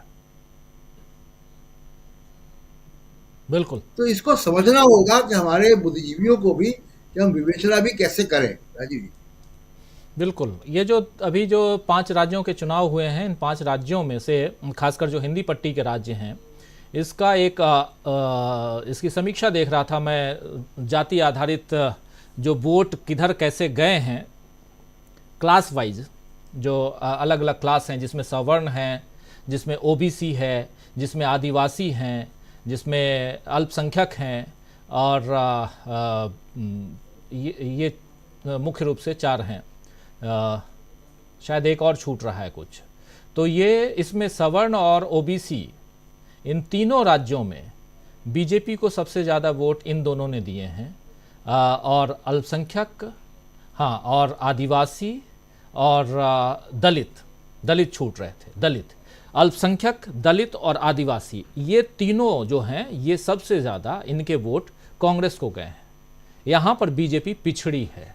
सवर्ण और ओबीसी के वोट, यानी सवर्णों के बीच और ओबीसी के बीच, ओबीसी और जिस न्याय जाति आधारित जनगणना की आप बात कर रहे थे, ये अभी कांग्रेस पार्टी उनके बीच उतनी पैठ नहीं पहुंचा पाई है, उतनी पकड़ नहीं पहुंचा पाई है, अपनी मजबूत कर पाई है। ये साफ दिखाई दिया इन 3 राज्यों में। यानी ये जो 5 किलो अनाज की बात कर रहे हैं, उस 5 किलो अनाज में दलित, आदिवासी, अल्पसंख्यकों की संख्या भी बहुत है, प्रशांत जी, जो आप कह रहे थे। और ये अनाज, आप ही की बात को मैं यहाँ थोड़ा और मजबूती दे रहा हूँ कि ये अनाज जो है, ये काम कर रहा है। ये जो एक नैरेटिव सेट किया जा रहा है, यह गलत है, बहुत हद तक ये गलत है। और उसका एक उदाहरण जो आप उत्तर प्रदेश का जो पूर्वांचल पार्ट है उसका दे रहे हैं, और उत्तर प्रदेश का जो पश्चिमी पार्ट है वो भी आप सही कह रहे हैं। और अभी जो 3 राज्य हुए, 3 राज्यों में भी दलित, आदिवासी, अल्पसंख्यक, ये तीनों कांग्रेस के साथ गए हैं। इनका बहुत बड़ा पार्ट कांग्रेस के साथ गया है, लेकिन सवर्ण और ओबीसी बीजेपी के साथ हैं। इस हिसाब से आप जो 5 पार्ट में जो क्लासिफिकेशन है, इस क्लासिफिकेशन को भी देखेंगे तो आने वाले चुनाव, यानी कि 24 के चुनाव की समीक्षा बहुत आसानी से कर सकते हैं। और यहाँ कांग्रेस को और विपक्षी दल को मजबूती के साथ आगे बढ़ना होगा।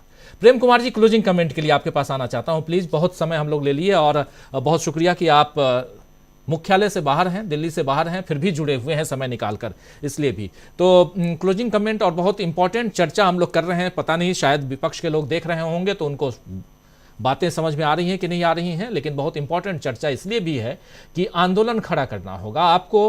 अपनी आवाज़ जन जन तक पहुंचाने के लिए आंदोलन सबसे बड़ा जरिया होता है। और दुर्भाग्य ये देखिए प्रेम कुमार जी कि इस देश में जो आंदोलन का जो एक आंदोलन करने वाली एक पार्टी होती थी हमारे देश में, जिसको वाम दल कहते थे, वाम दल बिल्कुल सिकुड़ गए हैं, केरल के अलावा कहीं दिखाई नहीं देते। तो वो जब अलग अलग ढंग से, और उनके आंदोलनों में आप एक चीज और केयर कीजिए, बुद्धिमान पढ़े लिखे लोग होते थे, और उनके आंदोलनों में एक बहुत बड़ी अच्छी चीज होती थी कि हमेशा कुछ ना कुछ नयापन होता था, नवाचार होता था। वो और वहीं से कांग्रेस या दूसरे दल कई बार उन आंदोलनों को अडॉप्ट करती थी। अन्ना ने क्या किया, वहीं से तो वो खींच के ले आए उन लोगों से सीख के, तो अब वो भी आंदोलन करना छोड़ दिए हैं। तो हमारे जो इधर मेन स्ट्रीम वाले जो दल हैं वो क्या करें, उनको सिखाना तो पड़ेगा कि आप सीखिए आंदोलन करना। ऐतिहासिक बात होती है, इतने लोग 146 लोगों को, सांसदों को आप निलंबित कर देते हैं, उसके बाद आप उठ के चले जाते हैं, मिमिक्री करते हैं और आपके ऊपर ही आपकी जगहसाई हो जाती है, आप चले जाते हैं घर। ये दुखद है। जरा कमेंट आपका चाहता हूं इस पे।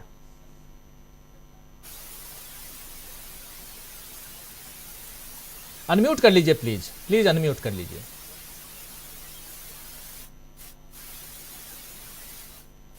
शायद माइक काम नहीं कर रहा है आपका।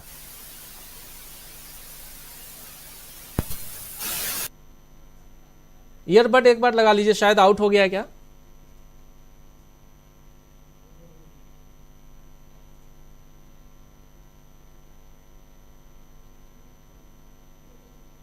नहीं आ रही आवाज, कोई बात नहीं। क्लोजिंग कमेंट, आवाज नहीं आ रही आपकी।